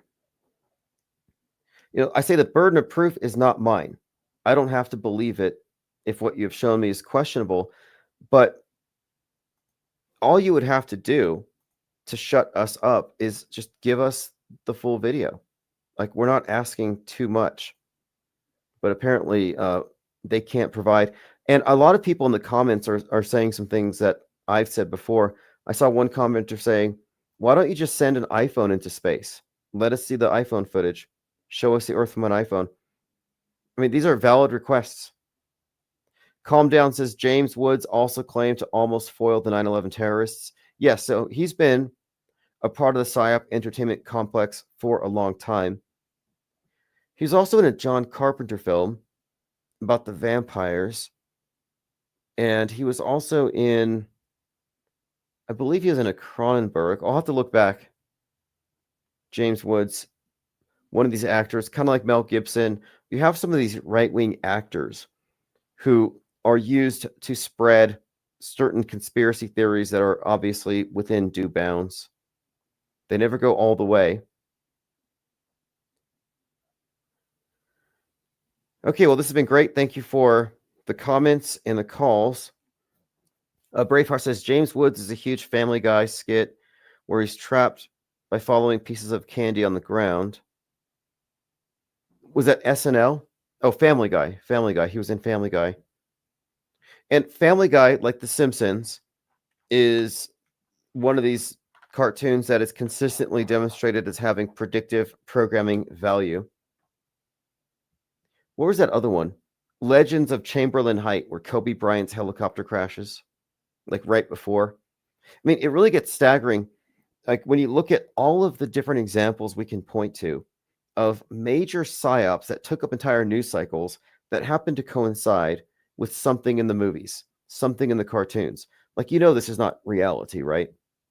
Like, there are no coincidences on the world stage.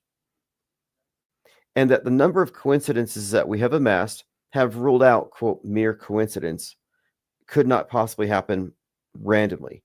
So it implies intentionality.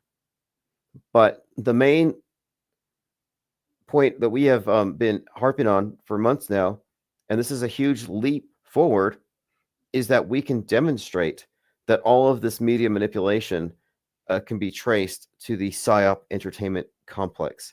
That there is an integration between all co-opted entertainment and government. Yes, Netflix is government flicks.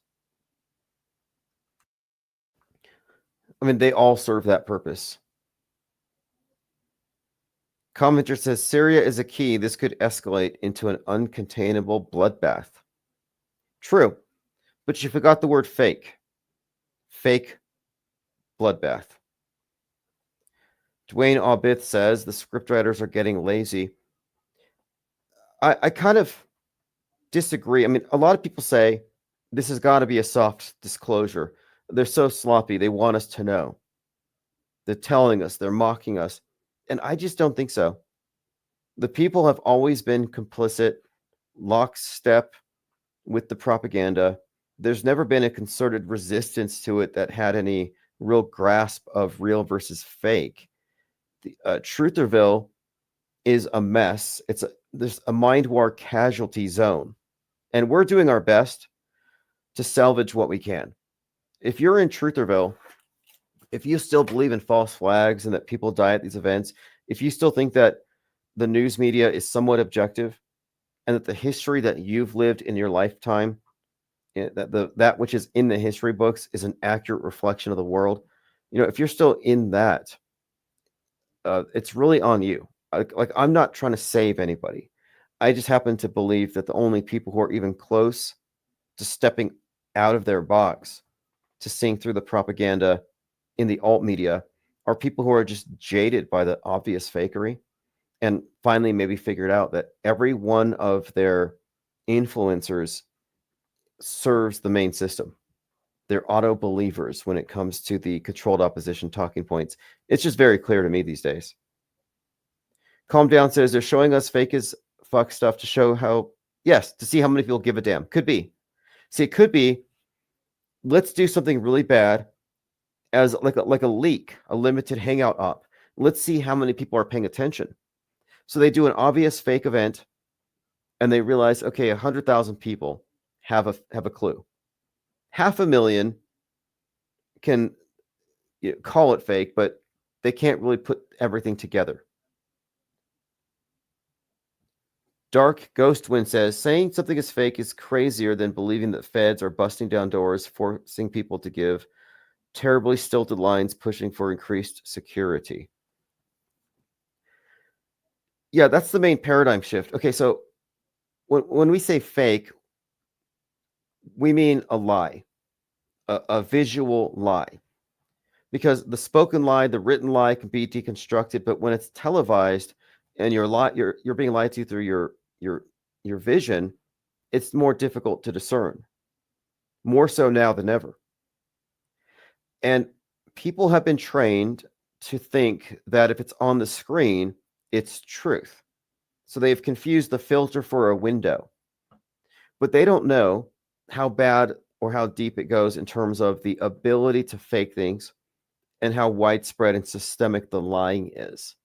I have this allegory of the forest of fakery that I put on Kindle. I'll have to send it in a newsletter if you want to read it. I use AI to write it. But it's basically about the situation we're in. A group of people in a forest and the leadership incapable of recognizing that it's not just these few fake events, but if you test everyone, you find that it's far more widespread. And they learn that the person who's keeping them myopically focused on a few key issues is hiding the big picture. And we're here pointing out the big picture. But when you say fake, yes, people think it's crazy. But they're crazy. If you think about it from what I mentioned earlier about how we process media, the people who automatically believe are in error. Like philosophically, in terms of psychoepistemology, they are in error and they're doing it wrong.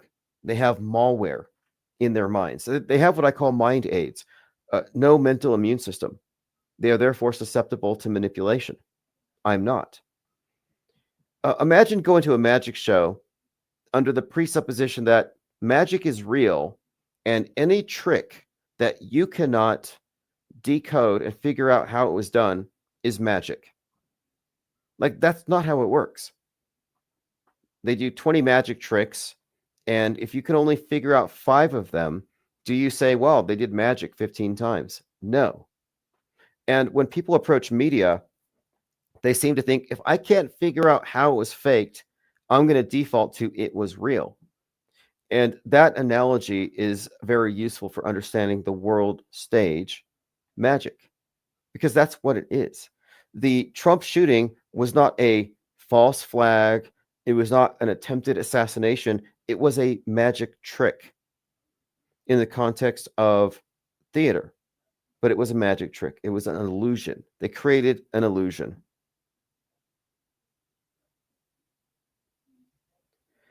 All right, this has been fantastic. Laser says auto-believers. Yes, auto-believers. The people who believe what they see on the screen automatically.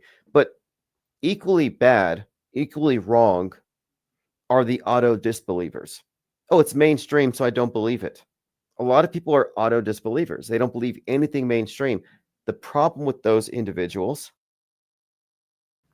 with that demographic is that they automatically believe alternative news. So those guys are lying, but if I find something in alternative leaked documents, alternative media, or somebody on the internet, it's real. Both of them fail skepticism because neither of them are suspending judgment. You can't say everything is fake. It has to be weighed against certain criteria. Like, we're not just flippant about this at all. The reflexive, knee-jerk anti-position is always controlled. So I always say here too that we're anti-anti. Yes, it's anti-pro. Doesn't take a rocket surgeon to figure out that the mainstream version is flawed. But to take the opposite position without thinking it through, to be the anti-position, is just as bad as the pro position. So anti-anti. All right, this has been Mango Penguins. If you want to call in, I can post the referral link below. If you want to test out the system, give me your thoughts on it. And then in about 10 minutes, we're going to leave here, and I'll catch up on the archives tonight, and I'll add a couple more tracks to the 24/7 replay, which is getting a lot of comments. And I'm going to add an AI agent there soon so that all the comments posted in the live YouTube server will be posted in our Discord servers, but not in a spammy way, like every hour a summary or something. And maybe even reciprocal. So the discussions we're having in Gilded make their way to YouTube. But I'm working on automating that tonight. Dark Ghost Wind says, in the UK, by the way, which always seems to push their measures first before the US, apparently calling events fake is dangerous now. Interesting. Calling things fake is dangerous. They've been working on this for some time. That the conspiracy theorists are dangerous. They don't even call you conspiracy theorists anymore. Because they say, because theorist sounds like you're thinking about it and you have a theory. So now they call you a conspiracist, which is kind of sly because it's conspiracist. And then they start to attach conspiracy theory conjecture with racism and anti-Semitism, and now sexism. So to be a conspiracy theorist, to be a conspiracist, is now your persona. You're kind of like I guess you're considered to be, you're impugned, but you're discredited by association. And that's one of the worst things that they do. They discredit you by association. So now I'm talking about the launch being fake, and now I'm associated with Candace Owens and everything that she's a part of. And she's pushing what they consider to be anti-Semitism, which, again, these terms don't mean anything to me. I'm not in their political horseshoe, but they want you to be labeled with certain things that may not reflect what you actually think, but your opinions get you labeled as, a hater, a future terrorist. And of course, these are thought crimes. And mind viruses don't exist. Like, these aren't literal things, but somehow, with the aid of Musk, I think they have managed to convince people that you can catch conspiracy theories. Like, the reason why so many people don't believe this stuff is because they caught a mind virus. And so this could also be part of what we're seeing with this latest Blue Origin launch. If a critical mass of people call it fake, they're not going to say, okay, guys, you're right. We've been lying this whole time. It's fake. It's more likely that they'll say, the number of people noticing or calling it fake is the problem. So the problem isn't fakery. The problem is people not believing the science.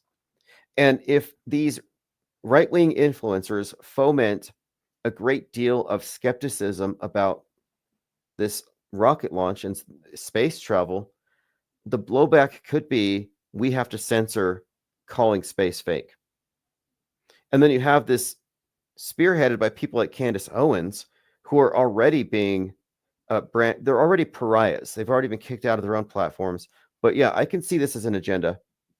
And it looks to me like the agenda might be to shut up critical thinking, guilt by association, we're not welcome at their party.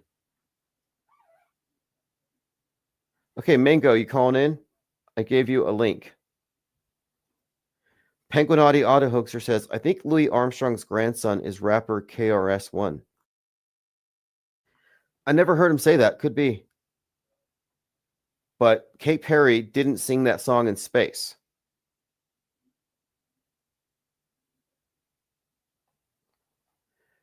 Okay, let's see what else. I'm waiting for you to call in. If not, we'll be live tomorrow. I think it's a big deal that James Woods has chimed in. Like, by big deal, I don't mean progress, like people are waking up. I think it's far more likely that they're trying to shut us up by shining a light on what we're saying and having it misrepresented, like incredibly misrepresented. Yeah, I didn't take a sabbatical, but I was off for 10 days because parts of my truck broke. In fact, it is kind of weird and synchronistic in a way, which I won't get into, but it has to do with the symbol of the wheel and cycles of time. And I was having these thoughts, jotting things down, noticing certain things, and then my steering wheel gets stuck because the person who tried to steal it had damaged some components in the ignition, and it finally just broke down on me. But during the 10 days or so that I was off, I spent a lot of time working on projects that have lagged and making use of AI to bring things up to speed and revamp everything, build websites. We have the hoax report, autohoax.com. If you haven't been there, check it out. And it's just barely started. InfinitePlaneSociety.com has an official website. We have e-commerce selling merch on a variety of platforms. So if you want to get a PSYOP trading card, just go to autohoax.com, easy to find. I've expanded into Amazon, but basically I spent those days developing passive income platforms, things like Amazon affiliates, and of course, all the print on demand stuff. And the reason why is that I don't want truck repairs to get in the way of this thing. But as far as the AI, I thought it would be great to do a deep dive into it because there are too many people who are in Trutherville who think that ChatGPT is Hell 9000. I even see this new trend of new agers talking to ChatGPT like it's an oracle. And they're saying to it, Dear AI, why have you chosen this day to reveal yourselves to us? And then ChatGPT just plays along. And it's like, I have arrived at this time because mankind is ready. And I'm going to guide you to an age of prosperity. So you have these people who are completely like mystified by this whole thing, who have no idea that it's as sentient as a word processor, as Microsoft Word, as sentient as an 8-ball you can shake. A Ouija board has more sentience than generative predictive text, but people are running with it, and I don't think you can correct it. And I thought for some time that this might actually be the agenda. I've suggested before that the agenda might be to give people a God construct, a personal savior with this AI, just as they've replaced every other facet of traditional religions with science and science fiction counterparts. They need to come up with some way where you can talk to Gaia directly. And it's not a coincidence that the World Economic Forum has this thing called Gaia, which is the Global AI Alliance. So the Earth God is now being brought in the form of everybody being interconnected with AI. So I do think that the reason why these people are mystified by AI is they've been conditioned, and a large segment of the population are going to likely fall into that. All right, thank you for joining. This is Dinosaurs in Space. We'll continue this talk tomorrow.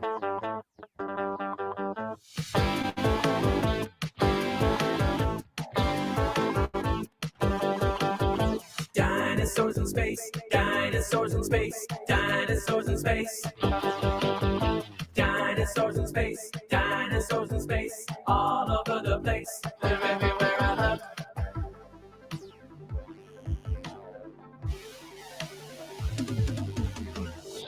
Jurassic on the Jam Jam, a T-Rex on the moon, Stegosaurus on a skateboard, pizza triangle cartoon. Dinosaurs in space, dinosaurs in space, dinosaurs in space. Dinosaurs in space, dinosaurs in space, all over the place. They're everywhere I look. Dino and the Bam Bam, a skeleton from a tooth, a poxy putty sci-fi, mind control falling from the sky.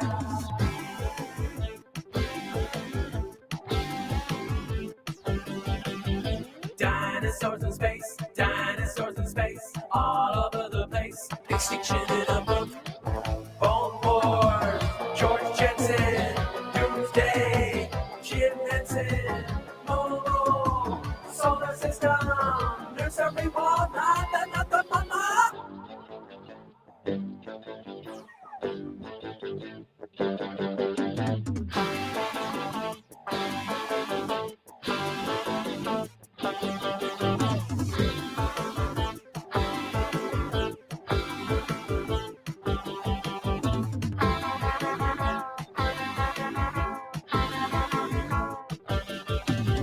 Dinosaurs in space, dinosaurs in space, dinosaurs in space. Dinosaurs in space, dinosaurs in space, dinosaurs in space. So it turns out that if aliens ever show up here on Earth, little green men might be the least of our problems. A new study indicates that instead, they'll probably be more like super intelligent dinosaurs, as smart and as cunning as humans. As one scientist put it, we would be